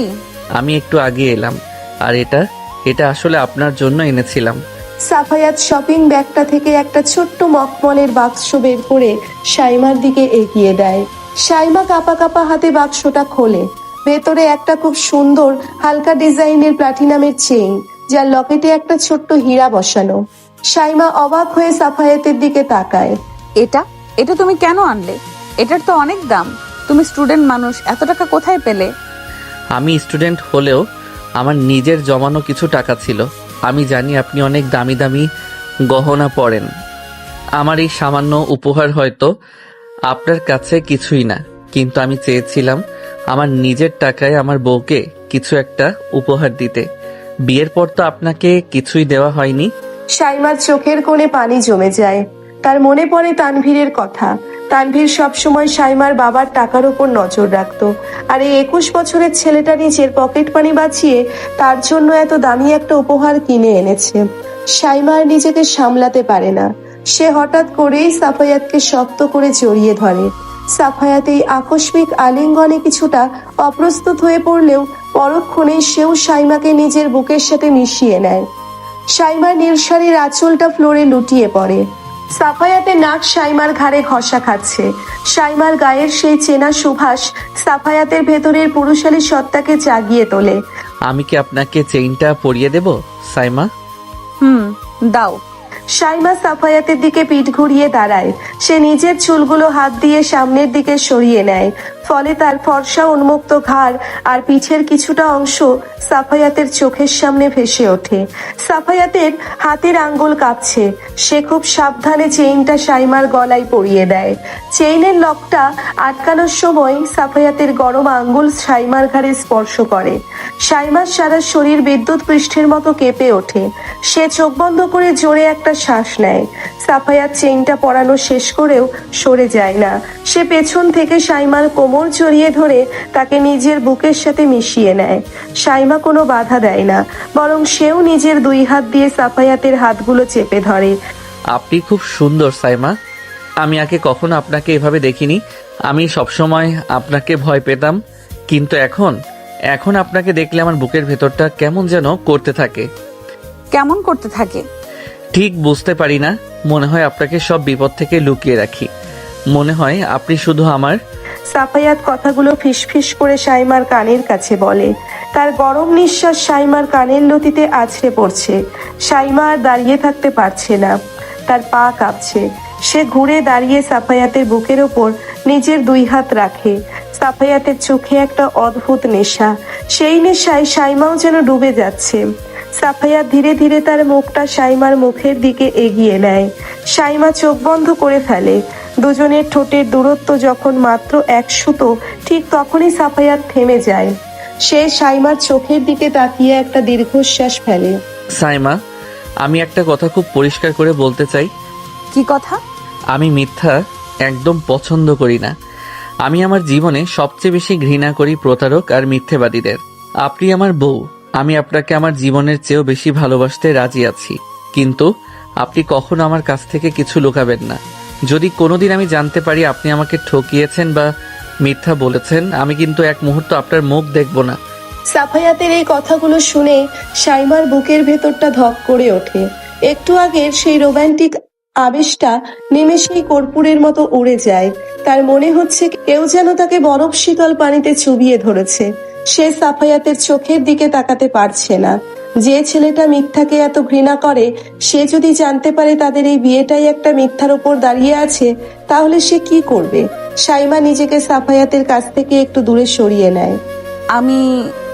আমি কেন তোমাকে মিথ্যা বলতে যাব? তুমি হাত মুখ ধুয়ে নাও, আমি তোমার জন্য খাবার নিয়ে আসছি। সাইমা দ্রুত ঘর থেকে বেরিয়ে যায়। সাফায়াত অবাক হয়ে সাইমার যাওয়ার পথের দিকে তাকিয়ে থাকে। সে বুঝতে পারে না হঠাৎ করে কি হলো। সে তো শুধু তার মনের কথাটা বলেছিল। সাইমা কি কিছু লুকাচ্ছে তার কাছ থেকে?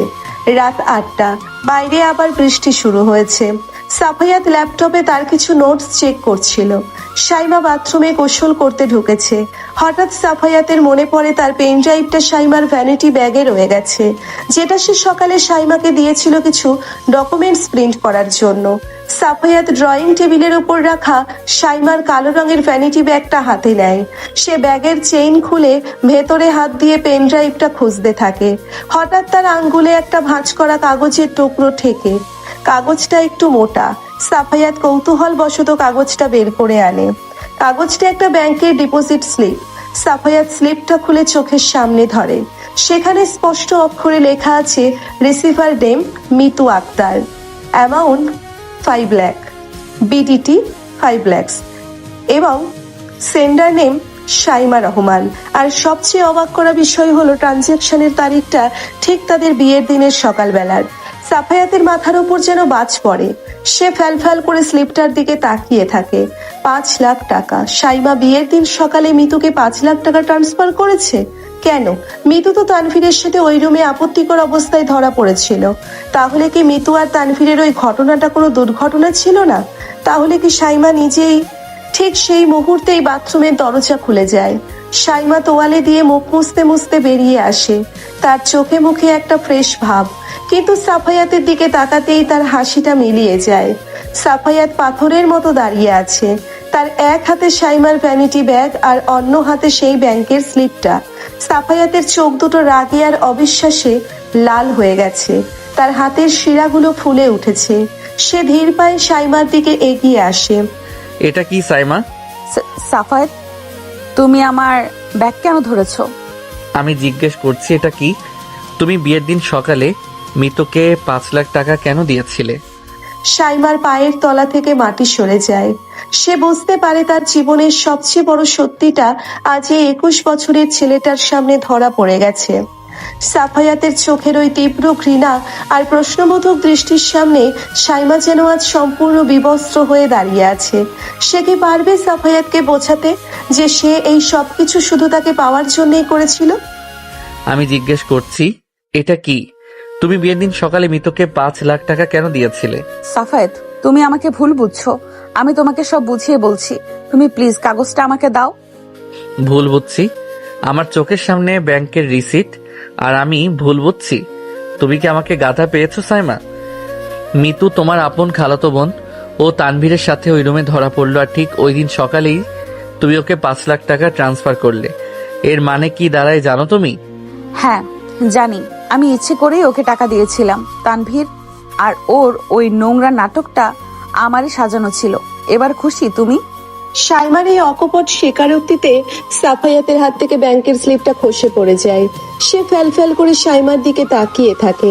তার মনে হচ্ছে সে এমন এক মানুষকে দেখছে যাকে সে কোনোদিন চিনতই না। তুমি নিজে এই নাটক সাজিয়েছ নিজের বিয়ের আসরে। তুমি জানো তোমার এই নাটকের জন্য মামা কতটা অপমানিত হয়েছে, আব্বু আম্মু কতটা ছোট হয়েছে সমাজের কাছে। আমার আর কোনো উপায় ছিল না সাফায়েত। তানভীর একটা জানোয়ার, একটা লোভী কুকুর। ও শুধু আব্বুর টাকার জন্য আমাকে বিয়ে করতে চেয়েছিল। ওর চরিত্র ভালো ছিল না। আমি অনেকবার আব্বুকে বোঝানোর চেষ্টা করেছি, কিন্তু আব্বু ওর পরিবারের স্ট্যাটাস দেখে অন্ধ হয়ে গিয়েছিল। আমাকে বিয়েটা ভাঙতেই হতো। বিয়ে ভাঙতে হতো বলে তুমি নিজের বোনকে টাকা দিয়ে চরিত্রহীনা সাজাবে? আর সবচেয়ে বড় কথা, তুমি বিয়ে ভাঙার জন্য আমাকে ফাঁসিয়ে দিলে।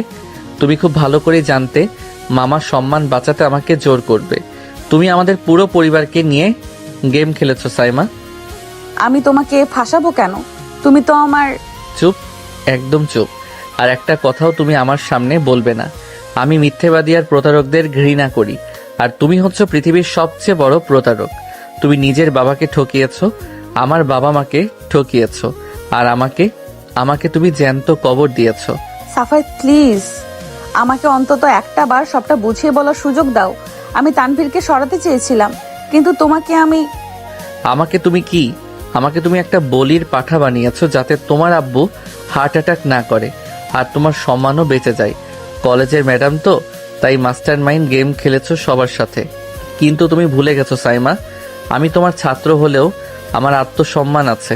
সাফায়াত রাগে ফুঁসতে ফুঁসতে নিজের শার্টটা আলমারি থেকে টেনে বের করে। শাইমা দৌড়ে গিয়ে সাফায়াতের হাত চেপে ধরে। তার 2 চোখ দিয়ে অঝরে পানি পড়ছে। তুমি কোথায় যাচ্ছ এত রাতে? তুমি কোথায় যাবে? যেখানে খুশি যাব, কিন্তু তোমার মতো একজন ধোঁকাবাজের সাথে এক ছাদের নিচে এক বিছানায় আমি আর এক মুহূর্ত থাকবো না। আমাকে ছোবে না তুমি। সাফায়াত এক ঝটকায় শাইমার হাতটা ছাড়িয়ে নেয়। শাইমা ছিটকে গিয়ে বিছানার উপর পড়ে। সাফায়াত হনহন করে ঘর থেকে বেরিয়ে যায় এবং সজোরে দরজাটা টেনে বন্ধ করে দেয়। শাইমা বিছানায় মুখ গুজে হাউমাউ করে কেঁদে ওঠে। তার বুকের ভেতরটা টুকরো টুকরো হয়ে যাচ্ছে। সে যে ভয়ের কারণে সাফায়াতকে সত্যিটা বলতে পারেনি, আজ সেই সত্যিটাই সবচেয়ে কুৎসিতভাবে সাফায়াতের সামনে এসে দাঁড়ালো। পুরো রাত সাফায়াত ড্রয়িং রুমের সোফায় বসে কাটিয়েছে, চোখের পাতা এক করেনি। সকালে ফারিয়া বেগম ড্রয়িং রুমে এসে সাফায়াতকে এভাবে বসে থাকতে দেখে অবাক হয়ে যান। কিরে সাফায়েত, তুই এখানে বসে আছিস কেন? তোর চোখ মুখ এমন লাল কেন? সারা রাত ঘুমাসনি? ঘুম আসছিল না আম্মু, আমি একটু বাইরে যাচ্ছি। বাইরে যাবি মানে? নাস্তা করবি না? আর সাইমা কোথায়? তোদের দুজনের মধ্যে কি কোনো ঝগড়া হয়েছে? আম্মু তুমি আমাকে এখন কোনো প্রশ্ন করো না প্লিজ, আমার মাথাটা খুব ধরে আছে, আমি একটু বাতাস খেয়ে আসি। ফারিয়া বেগম কিছু বলার আগেই সাফায়াত বাড়ি থেকে বেরিয়ে যায়। ঘরের দরজার আড়ালে দাঁড়িয়ে সাইমা সব শুনছিল। তার চোখ মুখ ফুলে আছে। সে বুঝতে পারছে সাফায়াত তাকে আর কোনোদিন ক্ষমা করবে না। দুপুর গড়িয়ে বিকেল হয়ে আসে, সাফায়াত এখনো ফেরেনি। সাইমার ফোনের স্ক্রিনে হঠাৎ করে আবার একটা মেসেজ ভেসে ওঠে, সেই আননোন নাম্বার থেকে। কি ম্যাডাম, ভাবলেন আমি ভুলে গেছি? আজ রাত 8টার মধ্যে যদি পুরনো ফ্যাক্টরির পিছনে 50 লাখ টাকা নিয়ে না আসেন, তবে আপনার ওই মাস্টার মাইন্ড প্ল্যানের সব কল রেকর্ড, ব্যাংকের স্লিপ আর মিতুর কনফেশন ভিডিও সাফায়াত আর আপনার বাবার হোয়াটসঅ্যাপে চলে যাবে। আপনার বাবার হার্ট তো এমনিতেই দুর্বল, ভিডিওটা দেখলে হয়তো আর বাঁচবে না। মেসেজটা পড়ে সাইমার সারা শরীর বরফের মতো ঠান্ডা হয়ে যায়। সে বুঝতে পারছে এই ব্ল্যাকমেইলার আর কেউ নয়, তানভীর নিজেই। মিতুর কাছ থেকে হয়তো কোনোভাবে তানভীর সব প্রমাণ হাতিয়ে নিয়েছে। সাইমার কাছে 50 লাখ টাকা নেই, আর তার অ্যাকাউন্টে যা ছিল সব মিলিয়ে বড়জোর 7-8 লাখ টাকা হবে। কিন্তু সে যদি আজ না চায়, তবে তানভীর সত্যি সত্যি ওর বাবাকে ভিডিওটা পাঠিয়ে দেবে। সাইমা দ্রুত আলমারি থেকে নিজের একটা কালো বোরখা বের করে। সে তার জমানো সব গহনা আর ক্যাশ টাকা একটা ব্যাগে ভরে নেয়। সাফায়াত তো তাকে ছেড়েই দিয়েছে, কিন্তু সে কোনোভাবেই তার বাবার সম্মান আর জীবন নিয়ে ছিনিমিনি খেলতে দেবে না। সন্ধ্যা 7:30। শহরের উপকণ্ঠে পুরনো সেই জরাজীর্ণ ফ্যাক্টরির পেছনের জায়গাটা একেবারে জনশূন্য। চারিদিকে শুধু জং ধরা লোহা আর ভাঙা ইটের স্তূপ। সাইমা একটা ট্যাক্সি থেকে নেমে ধীর পায়ে সেদিকে এগিয়ে যায়। জায়গাটা ঘুটঘুটে অন্ধকার। বাহ, প্রফেসর ম্যাডাম তো দেখি একদম ঘড়ির কাঁটা ধরে চলে এসেছেন।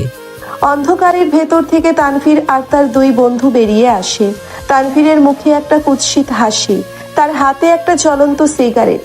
তানভীর, তুই আমার সাথে এইসব কি খেলছিস?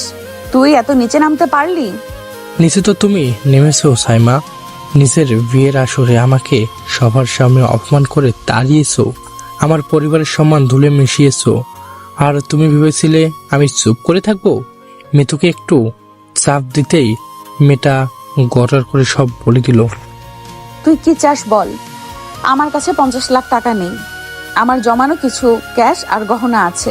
এটা নে আর ওই ভিডিওগুলো ডিলিট কর। ক্যাশ আর গহনা? সিয়া, তুমি আমাকে ভিখারি পেয়েছো? আমার তো 50 লাখই চাই। তবে হ্যাঁ, তুমি যদি টাকা দিতে না পারো, তাহার বদলে অন্য একটা জিনিস দিও, শোধ করতে পারো। তানভীর ধীর পায়ে সাইমার দিকে এগিয়ে আসে। তার চোখের দৃষ্টি অত্যন্ত নোংরা। সাইমা ভয়ে দুপা পিছিয়ে যায়। একদম কাছে আসবি না তানভীর, আমি চিৎকার করব। চিৎকার করে গলা ফাটলেও এখানে কেউ শুনবে না ম্যাডাম। তুমি তো এখন অন্যের বউ, কিন্তু বিয়ের আগে তুমি আমাকে কত ঘুরাইছো। আজ ওই অপমানের বদলা আমি ঘোরায় ঘোরায় নেব। ওকে ধর। তানভীরের দুই বন্ধু এগিয়ে এসে সাইমার দুই হাত চেপে ধরে। সাইমা প্রাণপণে বাঁচার চেষ্টা করে, কিন্তু তাদের শক্তির কাছে এসে টিকতে পারছে না। তানভীর একটা বিশ্রী হাসি দিয়ে সাইমার বোরখার হিজাবটা টেনে খুলে ফেলে। সাইমা হাউমাউ করে কাঁদতে থাকে। আমাকে ছেড়ে দে তানভীর, আল্লাহর দোহাই লাগে, আমাকে ছেড়ে দে। আল্লাহকে ডাক ম্যাডাম, দেখি তোর এই দুধের বাচ্চা স্বামী সাফায়েত তোকে বাঁচাতে আসে কিনা। তানভীর কথাটা শেষ করার আগেই অন্ধকারের ভেতর থেকে একটা ভারী লোহার রড এসে সোজা তানভীরের পিঠে সজোরে আঘাত করে। তানভীর একটা বিকট চিৎকার দিয়ে মাটিতে লুটিয়ে পড়ে। তার দুই বন্ধু চমকে উঠে সাইমাকে ছেড়ে পেছনে তাকায়। অন্ধকারের বুক চিরে বেরিয়ে আসে সাফায়াত। তার দুই চোখ দিয়ে যেন আগুন ঝরছে। হাতের শার্টের হাতা গোটানো, আর ডান হাতে একটা লোহার রড। আমার বউকে ছোঁয়ার সাহস তুই কোথায় পেলি রে শুয়োরের বাচ্চা? সাফায়েত রডটা ফেলে দিয়ে সোজা তানভীরের এক বন্ধুর ওপর ঝাঁপিয়ে পড়ে। সজোরে একটা ঘুষি বসিয়ে দেয় তার চোয়ালে। লোকটা ছিটকে পড়ে যায়। অন্যজন পকেট থেকে একটা ছুরি বের করে সাফায়েতকে আক্রমণ করতে আসে। সাইমা ভয়ে চিৎকার করে ওঠে। সাফায়েত, সাবধানে, ওর হাতে ছুরি। সাফায়াত খুব ক্ষিপ্রতার সাথে লোকটার হাতটা চেপে ধরে মুচড়ে দেয়। ছুরিটা মাটিতে পড়ে যায়। সাফায়াত তাকে ভুলে সজোরে একটা লাথি মারে পেটে। লোকটা কুঁকড়ে যায়। ততক্ষণে তানভীর মাটি থেকে উঠে সাফায়াতকে পেছন থেকে আক্রমণ করার চেষ্টা করে, কিন্তু সাফায়াত আগে থেকেই সতর্ক ছিল। সে ঘুরে দাঁড়িয়ে তানভীরের কলার চেপে ধরে তাকে শূন্যে তুলে আছাড় মারে। তানভীরের মুখ থেকে রক্ত বের হতে শুরু করে। সাফায়াত তানভীরের বুকের উপর বসে পাগলের মতো তাকে ঘুষি মারতে থাকে। তুই আমার বউয়ের গায়ে হাত দিস, তুই আমার বউকে ব্ল্যাকমেইল করিস, আজ তোকে আমি জ্যান্ত পুঁতে ফেলবো এখানে। সাফায়েত, ছেড়ে দাও ওকে, ও মরে যাবে। সাফায়েত, প্লিজ থামো। সাইমা দৌড়ে গিয়ে সাফায়াতকে পেছন থেকে জড়িয়ে ধরে তাকে থামানোর চেষ্টা করে। সাইমার স্পর্শ পেয়ে সাফায়াতের রাগের মাত্রা কিছুটা কমে আসে। সে হাঁপাতে হাঁপাতে তানভীরের বুকের ওপর থেকে উঠে দাঁড়ায়।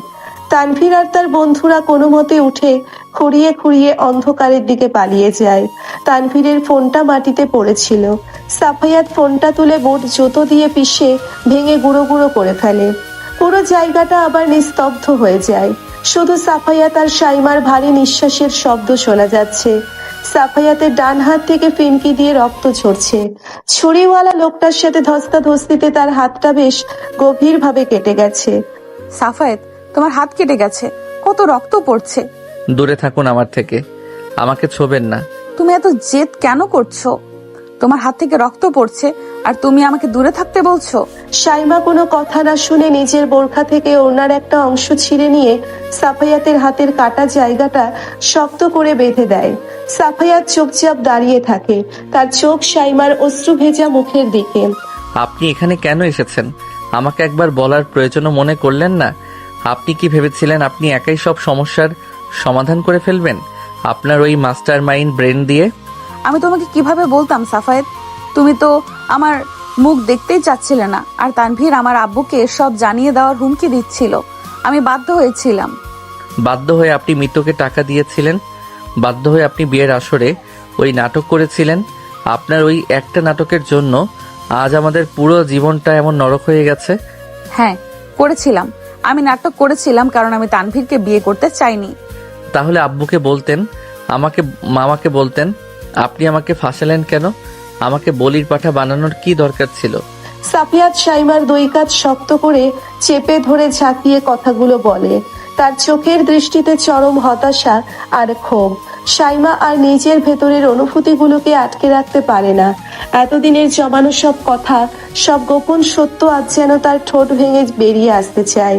কারণ আমি তোমাকে ভালোবাসতাম সাফায়েত, আমি তোমাকে পাগলের মতো ভালোবাসতাম।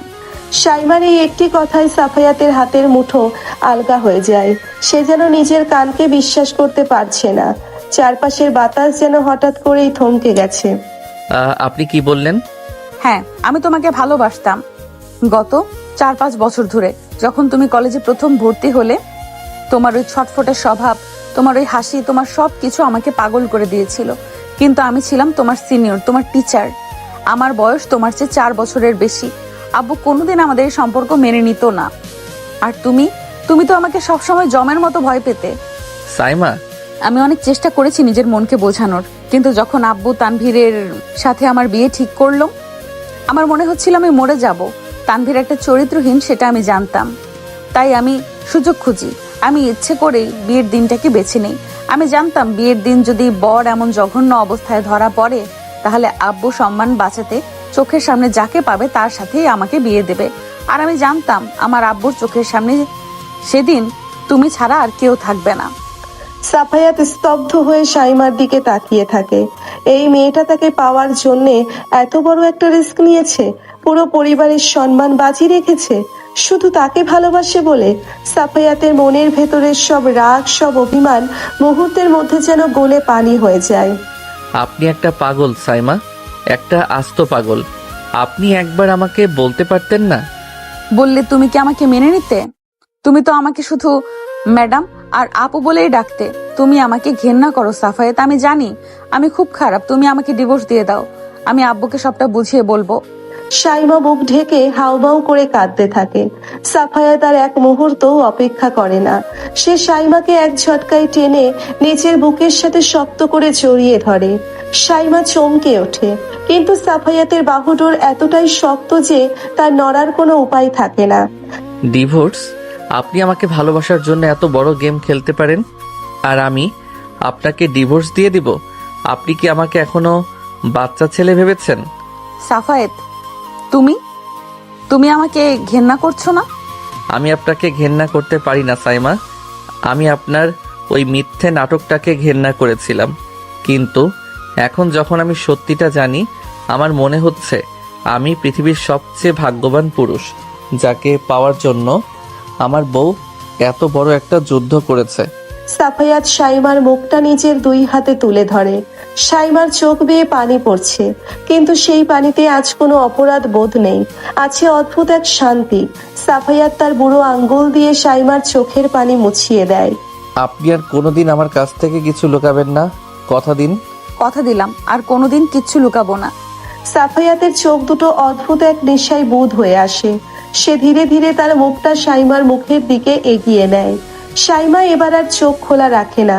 সে চোখ বন্ধ করে সাফায়াতের এই বুনো আবেগের কাছে নিজেকে সমর্পণ করে দেয়। সাফায়াতের ঠোঁট সাইমার কাঁপা কাঁপা ঠোঁটের ওপর এসে পড়ে। প্রথম স্পর্শটা খুব নরম আর আলতো হলেও মুহূর্তের মধ্যেই তা এক তীব্র আর আক্রোশ মেশানো চুমুতে পরিণত হয়। সাইমা সাফায়াতের শার্ট খামচে ধরে তার বুকে আরো গভীরভাবে মিশে যায়। দুজনের জিভের লড়াইয়ে কেউ যেন হার মানতে রাজি নয়। সাফায়াতের এক হাত সাইমার কোমরের নিচ দিয়ে গিয়ে তাকে শূন্যে তুলে ধরে। সাইমার পা মাটি থেকে কিছুটা ওপরে উঠে যায়। সে তার দুই পা দিয়ে সাফায়াতের কোমর পেঁচিয়ে ধরে। সাফায়াতের গরম নিঃশ্বাস সাইমার ঘাড়ে আর কলার বনে আছড়ে পড়ছে। সে সাইমার গলায় পাগলের মতো চুমু খেতে শুরু করে।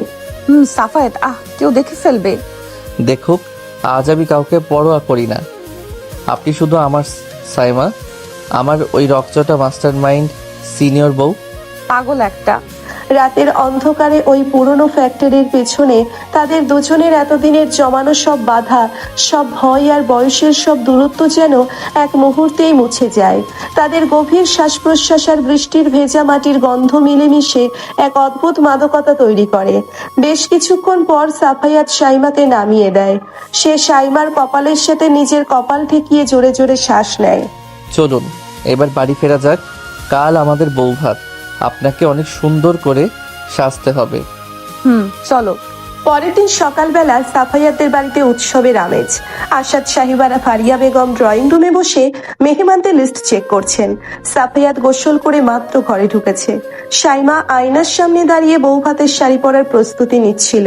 সাফায়াত পেছন থেকে এসে সাইমার কোমর জড়িয়ে ধরে তার ঘাড়ে মুখ গুজে দেয়।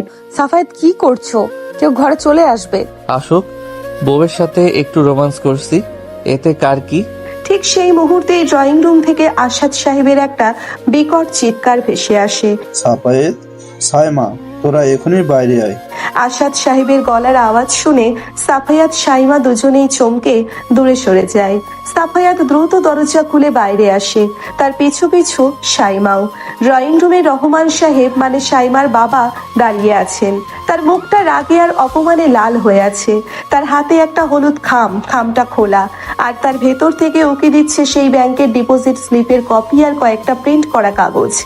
সাইমা, তুই আমার সাথে, তোর এই চাচার সাথে আর এই সাফায়াতের সাথে এত বড় একটা বেইমানি করলি।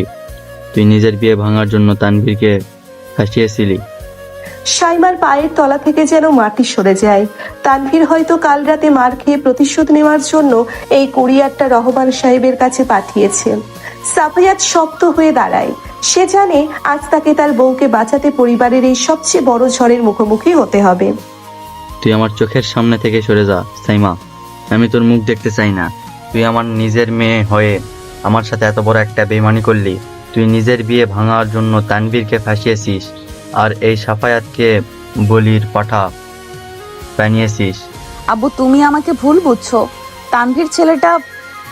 চুপ কর বেয়াদব মেয়ে, আমি তোর মুখে আর একটা কথাও শুনতে চাই না। এই দেখ, তানভীর আমাকে কুরিয়ার করে এই প্রমাণগুলো পাঠিয়েছে। মৃদুকে তুই 5 লাখ টাকা দিয়েছিলি বিয়ের দিন সকালে। তোর খালাতো বোনকে দিয়ে তুই একটা জঘন্য নাটক করালি, আর আমি বোকার মতো তানভীরকে সবার সামনে অপমান করে বের করে দিলাম। তুই আমার সম্মান ধুলোয় মিশিয়ে দিয়েছিস সাইমা। মামা, আপনি শান্ত হন। আপনার প্রেশার এমনিতেই হাই। আপনি যেটা দেখছেন সেটা পুরো সত্যি না। তানভীর একটা প্রতারক। ও এই কাগজগুলো দিয়ে আপনাকে ব্ল্যাকমেইল করার চেষ্টা করছে। তুই চুপ কর সাফায়াত, তুই তো একটা বাচ্চা ছেলে। তুই এই কাল নাগিনীর কি বুঝবি? ও তোকে ফাঁসিয়ে আমার ঘরে বন্দুক রেখে এই বিয়েটা করেছে। তুই জানিস ও কত বড় মাস্টার মাইন্ড? ও নিজের বাবাকে ঠকাতে পারে।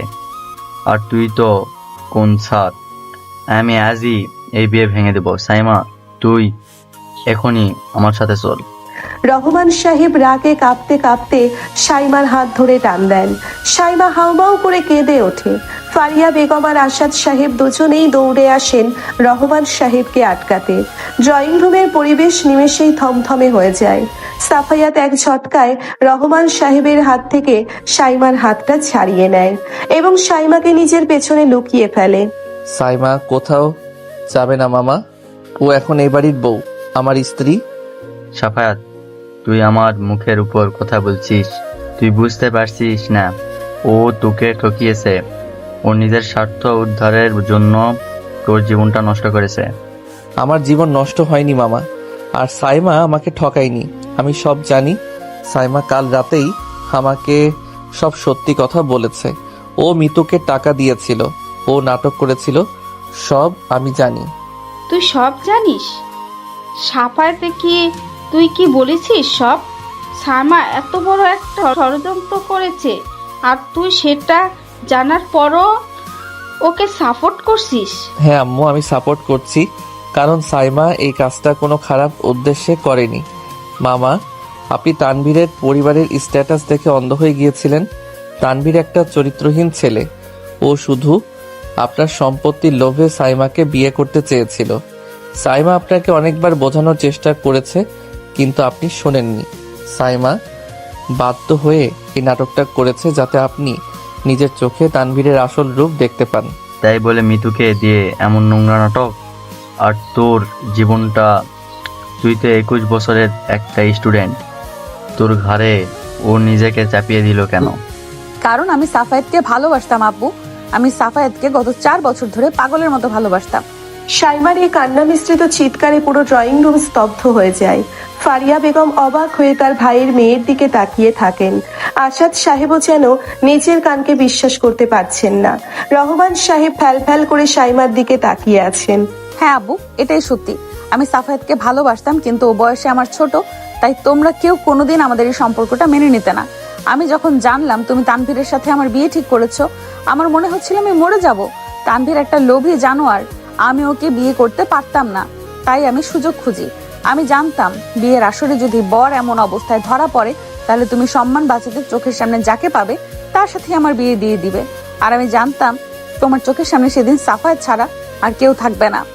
ইয়াল্লাহ, সাইমা তুই এত বড় একটা গেম খেলে আমাদের সবার সাথে, শুধু সাফায়াতকে পাওয়ার জন্য তুই আমাদের এত বড় অপমানের মুখে ফেললি। আম্মু, তুমি সাইমাকে দোষ দিও না।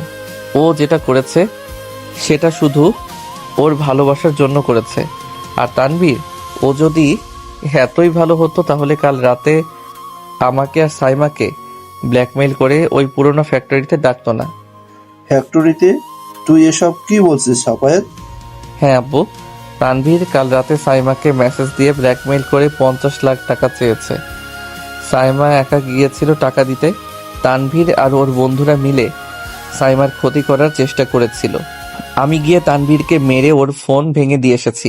এই দেখো আমার হাতের অবস্থা। সাফায়াত তার শার্টের হাতা গুটিয়ে ডান হাতটা দেখায়, সেখানে ব্যান্ডেজ করা, আর ব্যান্ডেজের ওপর দিয়েও রক্তের লাল দাগ স্পষ্ট। আসাদ সাহেব চমকে উঠে ছেলের হাতটা ধরেন। রহমান সাহেবের চোখ দিয়ে অঝরে পানি পড়তে শুরু করে। তিনি বুঝতে পারেন তিনি কত বড় একটা ভুল করতে যাচ্ছিলেন। তানভীরের মতো একটা জানোয়ারের হাতে তিনি নিজের মেয়েকে তুলে দিতে যাচ্ছিলেন। সাফায়াত, বাবা আমার, তুই আমার মেয়ের সম্মান বাঁচিয়েছিস। আমি তো কিছুই জানতাম না। আমি তো তানভীরের পাঠানো এই কাগজগুলো দেখেই পাগল হয়ে গিয়েছিলাম। আমাকে মাফ করে দে বাবা। সাইমা, তুই এত বড় একটা কষ্ট একা একা বুকে চেপে রেখেছিলি মা, আমাকে তুই বলিসনি কেন? আব্বু, সাইমা দৌড়ে গিয়ে তার বাবাকে জড়িয়ে ধরে হাউমাউ করে কাঁদতে থাকে। রহমান সাহেব মেয়ের মাথায় হাত বুলিয়ে দেন। আসাদ সাহেব আর ফারিয়া বেগমও চোখের পানি মুছতে থাকেন। ড্রয়িং রুমে এতক্ষণের গুমোট পরিবেশটা এক নিমেষেই হালকা হয়ে যায়। সব ভুল বোঝাবুঝির অবসান ঘটে এক অদ্ভুত শান্তির মাধ্যমে। আমি আজই থানায় গিয়ে তানভীরের নামে ব্ল্যাকমেইলিং আর অ্যাটেম্পট টু মার্ডারের কেস করব। ও যেন কোনো দিনই আর মাথা তুলে দাঁড়াতে না পারে। আর আসাদ ভাই, আজ সন্ধ্যায় বৌভাত, আমি আমার মেয়ের বৌভাত এমন ধুমধাম করে করব যে পুরো শহর দেখবে। সাফায়াত, তুই আমার সাইমাকে ভালো রাখিস বাবা। আপনি চিন্তা করবেন না মামা, সাইমা আমার জান, ওর চোখের এক ফোঁটা পানিও আমি আর মাটিতে পড়তে দেব না। রহমান সাহেব হাসি মুখে সাইমাকে সাফায়াতের হাতে তুলে দিয়ে বিদায় নেন। ফারিয়া বেগম সাইমার কাছে এসে তাকে বুকে জড়িয়ে ধরেন। পাগলি মেয়ে একটা, আমাকে বলতি আমি তোর ফুফু না? আমি কি তোর আপুকে বোঝাতে পারতাম না? এত বড় একটা রিস্ক তুই নিলি। যা এখন ঘরে গিয়ে রেস্ট নে, সন্ধ্যায় অনেক ধকল আছে। সাইমা আর সাফায়াত তাদের ঘরে ফিরে আসে। ঘরের দরজা বন্ধ করতেই সাইমা আবার কাঁদতে শুরু করে। সাফায়াত মুচকি হেসে সাইমার দিকে এগিয়ে যায়। সে সাইমার হাত ধরে তাকে খাটের উপর বসায়। এখন আবার কিসের কান্না? সব তো ঠিক হয়ে গেল, মামা তো আর রাগ করে নেই। তুমি এতক্ষণ আব্বুর সামনে আমাকে সাপোর্ট করলে কেন সাফায়েত? কাল রাতে তো তুমি আমার উপর অনেক রেগেছিলে। আমি ভেবেছিলাম তুমি আজ সবার সামনে আমাকে তাড়িয়ে দেবে। কাল রাতে আমি রেগেছিলাম কারণ আপনি আমাকে মিথ্যা বলেছিলেন, কিন্তু পরে যখন আমি বুঝতে পারলাম আপনি আমাকে পাওয়ার জন্যই এত বড় একটা রিস্ক নিয়েছেন, তখন আমার সব রাগ গলে পানি হয়ে গেছে। আমি আপনাকে তাড়িয়ে দেব? আপনাকে ছাড়া তো আমার এক মুহূর্ত চলে না। তুমি সত্যি আমাকে মাফ করে দিয়েছো? মাফ তো অনেক আগেই করে দিয়েছি, কিন্তু একটা শাস্তি তো আপনাকে পেতেই হবে। সাফায়াতের ঠোঁটে একটা দুষ্টু হাসি। সাইমা অবাক হয়ে সাফায়াতের দিকে তাকায়। সাফায়াত ধীরে ধীরে সাইমার একদম কাছে এসে বসে। তার হাতের ব্যান্ডেজ করা অংশটা সাইমার গালে আলতো করে ছুঁয়ে যায়। সাইমা চোখ বন্ধ করে একটা গভীর শ্বাস নেয়। কি শাস্তি দিবে তুমি আমাকে? আজ সারাদিন আপনি আমার কথার বাইরে এক পাও নড়বেন না। আমি যা বলবো আপনাকে ঠিক তাই করতে হবে। কলেজের ম্যাডামগিরি আজ এই ঘরের বাইরে রেখে আসতে হবে, পারবেন? পারবো, তুমি যা বলবে আমি তাই করব। গুড, তাহলে সবার প্রথমে এই ভারী শাড়িটা চেঞ্জ করে একটা আরামদায়ক জামা পরুন।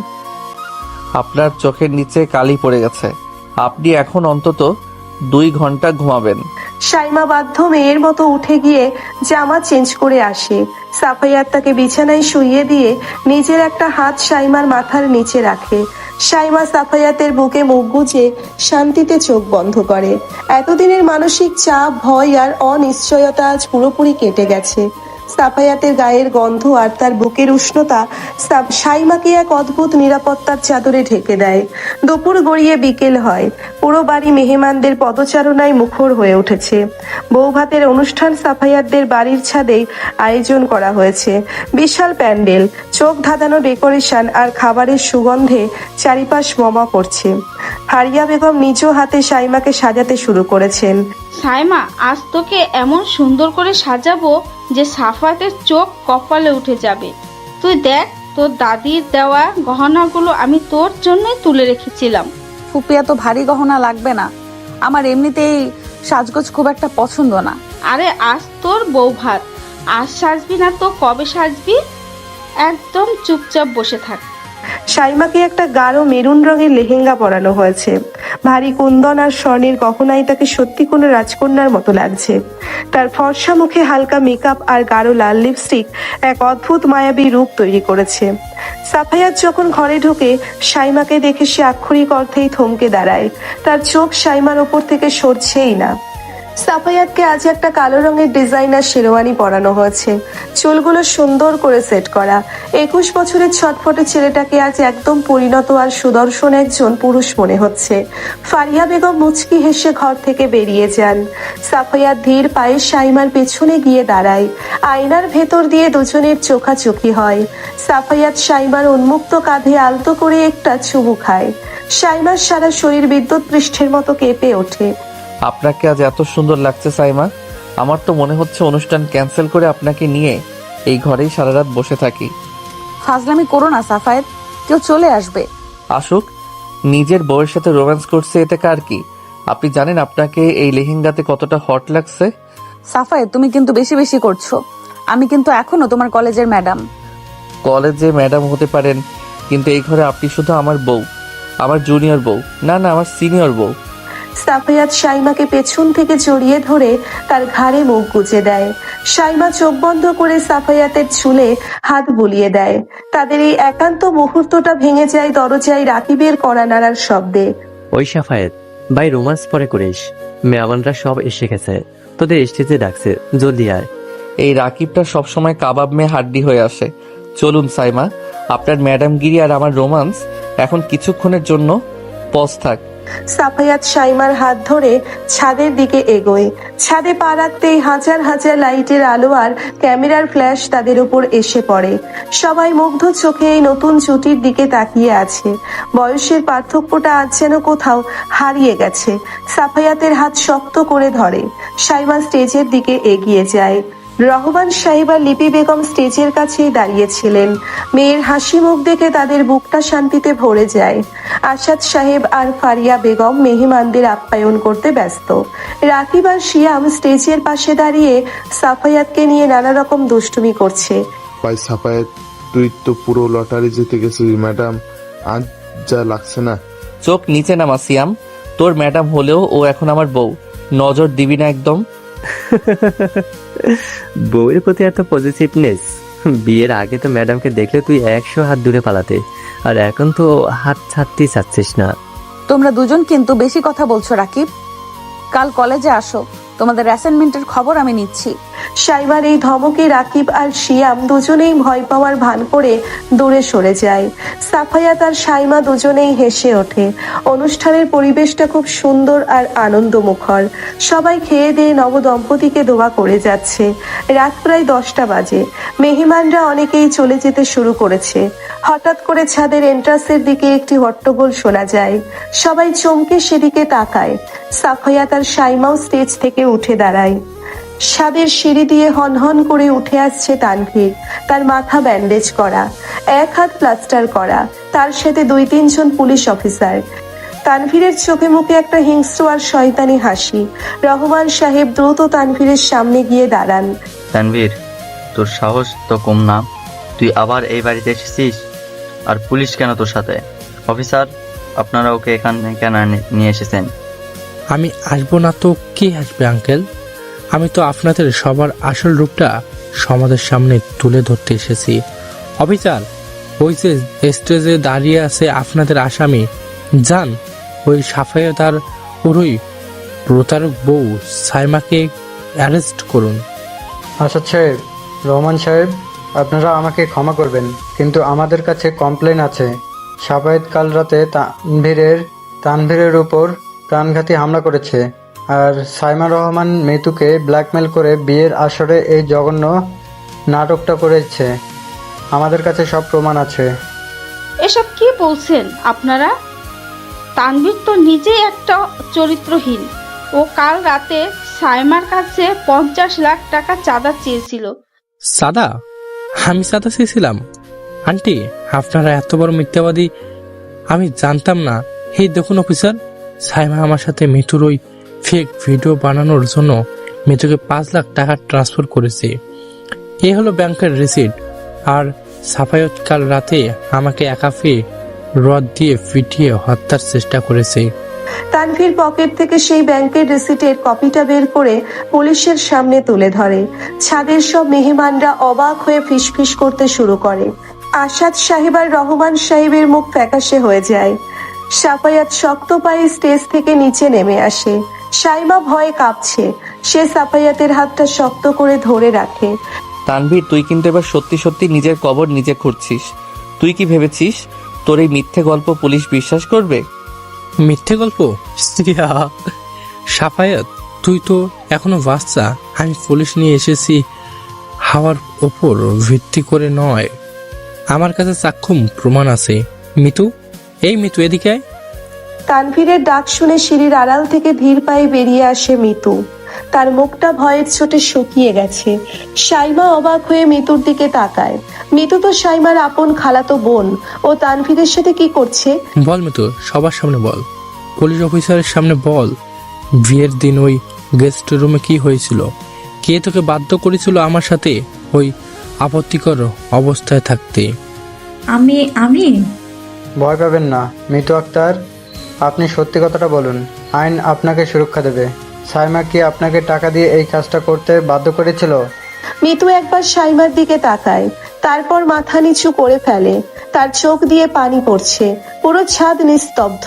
সবাই মিতুর উত্তরের জন্য অপেক্ষা করছে। হ্যাঁ, সাইমা আপু আমাকে 5 লাখ টাকা দিয়েছিল। উনি আমাকে বলেছিল তানভীর ভাইয়াকে গেস্ট রুমে নিয়ে যেতে, এমন একটা পরিস্থিতি তৈরি করতে যাতে সবাই ভাবে তানভীর ভাইয়া খারাপ। সাইমা আপু এই বিয়েটা ভাঙতে চেয়েছিল। তানভীর ভাইয়া নির্দোষ। মিতুর এই একটা কথাই পুরো ছাদে যেন বোমা ফাটে। মেহমানরা ছিছি করতে শুরু করে। রহমান সাহেব বুকে হাত দিয়ে সোফায় বসে পড়েন। ফারিয়া বেগম আর আসাদ সাহেব হতবাক হয়ে দাঁড়িয়ে আছেন। সাইমার পায়ের তলা থেকে মাটি সরে যায়। সে বুঝতে পারছে না মিতু কেন তানভীরের সাথে হাত মিলিয়ে এত বড় একটা মিথ্যা কথা বলছে। দেখলেন তো অফিসার, নিজের বোনের মুখ থেকে শুনলেন তো? এবার এই প্রতারক স্বামী স্ত্রীকে অ্যারেস্ট করুন। এরা আমার জীবনটা ধ্বংস করে দিয়েছে। সাফায়েত সাহেব, সাইমাস রহমান, আপনারা দুইজন আইনের চোখে এখন অপরাধী। আপনাদের এখনই আমাদের সাথে থানা যেতে হবে। কনস্টেবল, ওদের হাতে হাত করা পরাও। দুজন কনস্টেবল হাত করা নিয়ে সাফায়াত আর সাইমার দিকে এগিয়ে আসে। সাইমা ভয়ে চিৎকার করে ওঠে। সাফায়াত সাইমাকে নিজের বুকে আগলে ধরে কনস্টেবলদের দিকে একটা ভয়ঙ্কর দৃষ্টিতে তাকায়। আমার বউয়ের গায়ে হাত দেওয়ার সাহস দেখাবেন না অফিসার। আপনারা যাকে নির্দোষ ভাবছেন সেই তানভীর আসলে কত বড় শয়তান সেটা প্রমাণের জন্য মিতুর এই ফেক স্টেটমেন্টই শেষ কথা নয়। আমার কাছে এমন একটা প্রমাণ আছে যা দেখলে আপনারা তানভীরকেই এখন অ্যারেস্ট করে নিয়ে যাবেন। তুই এবার কি ফেক প্রমাণ বানালি রে ছোকরা? তোর কাছে কোনো প্রমাণ নেই। প্রমাণ আছে কিনা সেটা তো 1 মিনিট পরেই দেখতে পাবি তানভীর। রাকিব, প্রজেক্টরটা অন কর। সাফায়াতের কথা শেষ হতেই ছাদের সব লাইট হঠাৎ করে নিভে যায়। পুরো ছাদ অন্ধকারে ডুবে যায়। পর মুহূর্তেই ছাদের একপাশের সাদা পর্দায় প্রজেক্টরের আলো গিয়ে পড়ে। পর্দায় একটা ভিডিও প্লে হতে শুরু করে। ভিডিওর প্রথম দৃশ্যটা দেখেই তানভীরের চোখ কপালে উঠে যায়। মিতু ভয়ে একটা চিৎকার দিয়ে ফ্লোরে বসে পড়ে। সাব ইন্সপেক্টর অবাক হয়ে পর্দার দিকে তাকিয়ে থাকেন। সাইমাও বুঝতে পারছে না সাফায়াত এটা কি দেখাচ্ছে। সাফায়াত কি তাহলে তানভীরের থেকেও বড় কোনো চাল চেলে রেখেছে? এই ভিডিওতে এমন কি আছে যা পুরো পরিস্থিতিকে এক নিমেষেই পাল্টে দিতে পারে? প্রজেক্টরের আলোয় ছাদের সাদা পর্দায় একটা ভিডিও প্লে হতে শুরু করে। ভিডিওটা কোনো একটা অন্ধকার ক্যাফের সিসিটিভি ফুটেজ আর সাথে অডিও রেকর্ড করা। পর্দায় স্পষ্ট দেখা যাচ্ছে তানভীর আর মিতু মুখোমুখি বসে আছে। তুই কি ভেবেছিস মিতু, সাইমা আমাকে বিয়ের আসরে অপমান করে বের করে দেবে আর আমি চুপচাপ হজম করে নেব? ভাইয়া আমাকে মাফ করে দাও। সাইমা আপু আমাকে 5 লাখ টাকা দিয়েছিল ঠিকই, কিন্তু আমি তো তোমার কোনো ক্ষতি করতে চাইনি। তুমি প্লিজ আমার ওই সর্বনাশ ছবিগুলো ডিলিট করে দাও। আমি তোমার হাত পা ধরি। ছবি ডিলিট করবো? ওই ছবিগুলোই তো আমার তরফের তাস। তুই আজ রাতে সাইমাকে মেসেজ দিয়ে 50 লাখ টাকা চাইবি, আর কাল বউ ভাতের অনুষ্ঠানে সবার সামনে গিয়ে বলবি সাইমা তোকে টাকা দিয়ে এই নাটক করিয়েছে। না ভাইয়া, আমি সাইমা আপুর এত বড় সর্বনাশ করতে পারবো না। রহমান আঙ্কেল তো মরেই যাবে এই অপমান সহ্য করতে না পেরে। বুড়ো মারলে আমার কি? আমি চাই সাইমার জীবনটা ধ্বংস হোক, আর ওই দুধের বাচ্চা সাফায়েত সেন জেলে পচে। তুই যদি আমার কথা না শুনিস, কাল সকালেই তোর ওই নোংরা ছবিগুলো ইন্টারনেটে ভাইরাল হয়ে যাবে। তোর বাবা মা তোকে বাড়ি থেকে বের করে দেবে। কি করবি বল? আমি করব, তুমি যা বলবে আমি তাই করব, কিন্তু প্লিজ আমাকে বাঁচাও। ভিডিওটা অফ কর রাকিব, আর লাইটগুলো জ্বালিয়ে দে।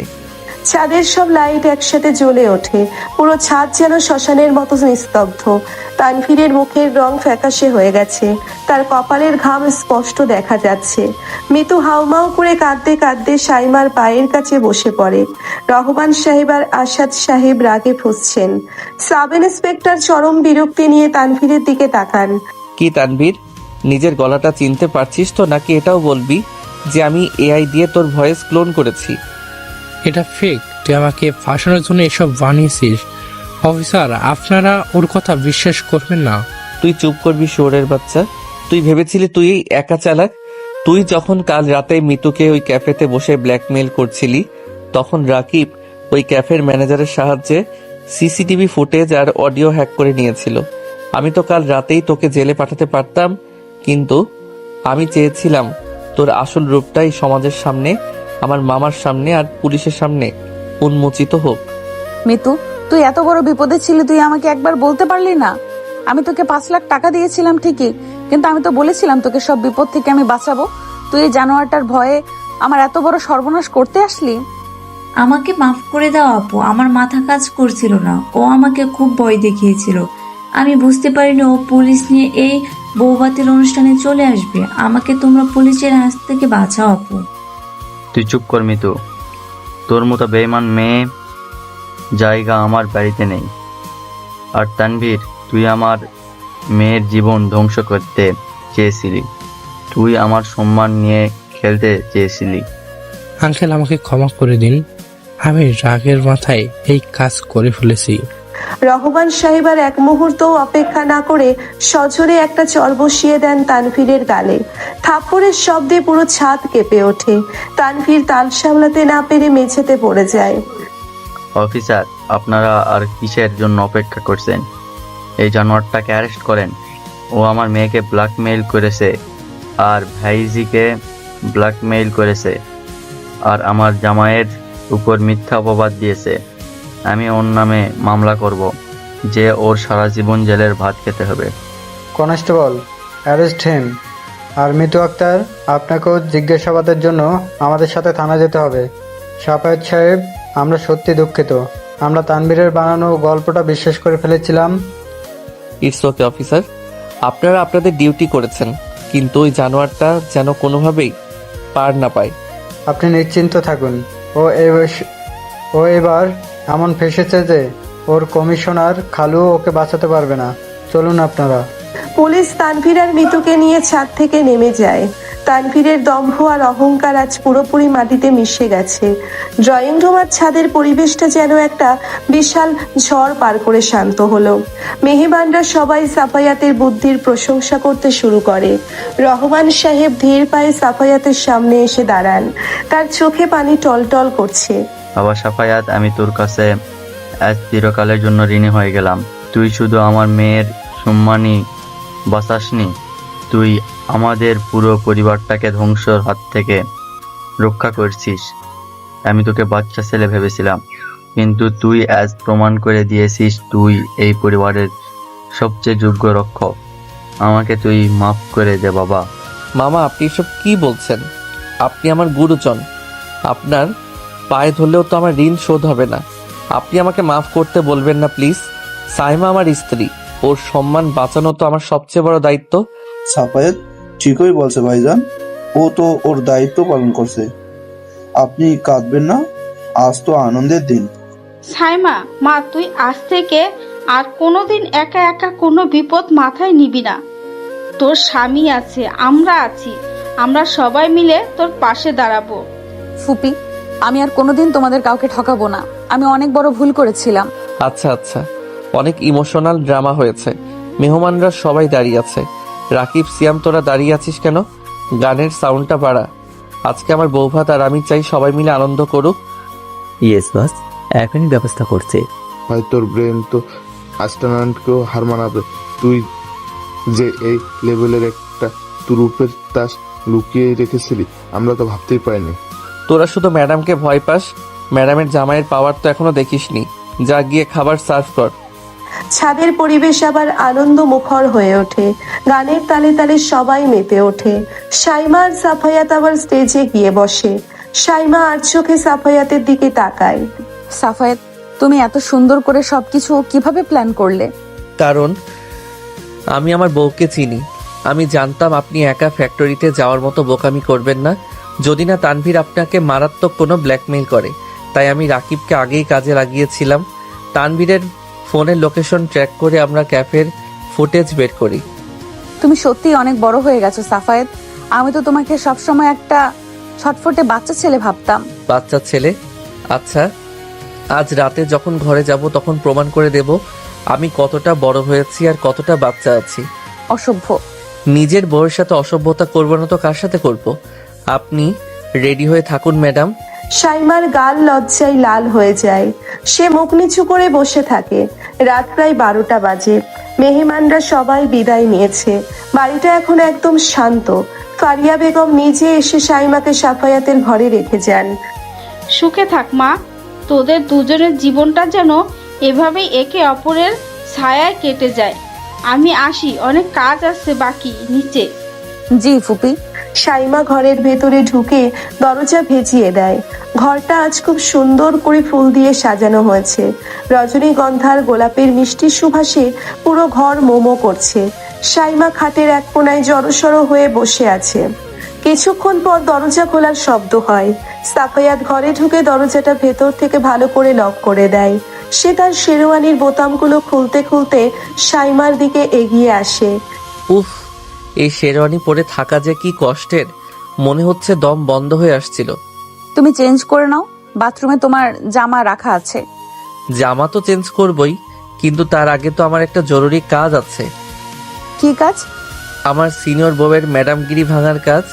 সাফায়াত মুচকি হেসে সাইমার একদম কাছে এসে বসে। সাইমা লজ্জায় নিজের মুখটা ওড়না দিয়ে ঢেকে ফেলে। সাফায়াত খুব আলতো করে সাইমার মুখের উপর থেকে ওড়নাটা সরিয়ে নেয়। মুখ ঢাকছেন কেন সাইমা? আমি কি কলেজের কোন স্টুডেন্ট যে আমাকে দেখে লজ্জা পাচ্ছেন? সাফায়েত প্লিজ ফাজলামি করো না, আমার সত্যি খুব লজ্জা লাগছে। লজ্জা তো লাগবেই। 4 বছর ধরে যে ছেলেটাকে লুকিয়ে লুকিয়ে ভালোবেসেছেন, আজ সেই ছেলেটা আপনার একদম হাতের মুঠোয়। আপনার তো এখন খুশিতে লাফানোর কথা। তুমি বড্ড বাজে হয়ে গেছো সাফায়েত। আমি লাফাতে যাব কেন? আচ্ছা, লাফাতে হবে না, আপনি শুধু আমার চোখের দিকে তাকান। সাইমা ধীর চোখে সাফায়াতের চোখের দিকে তাকায়। সাফায়াত তার হাত বাড়িয়ে সাইমার গালের ওপর রাখে। আপনি জানেন সাইমা, আমি আপনাকে কতটা ভয় পেতাম। আপনি যখন ক্লাসে ঢুকতেন আমি পেছনের বেঞ্চে লুকিয়ে থাকতাম, যাতে আপনার চোখে না পড়ি। আমি জানি, আর আমার খুব রাগ হতো। আমি চাইতাম তুমি আমার সামনের বেঞ্চে বসো, তুমি আমার পড়া আমাকে জিজ্ঞেস করো, কিন্তু তুমি সব সময় আমাকে এড়িয়ে চলতে। কারণ আমি বুঝতে পারতাম না আমার কি হচ্ছে। আপনাকে দেখলে আমার বুক ধড়ফড় করতো।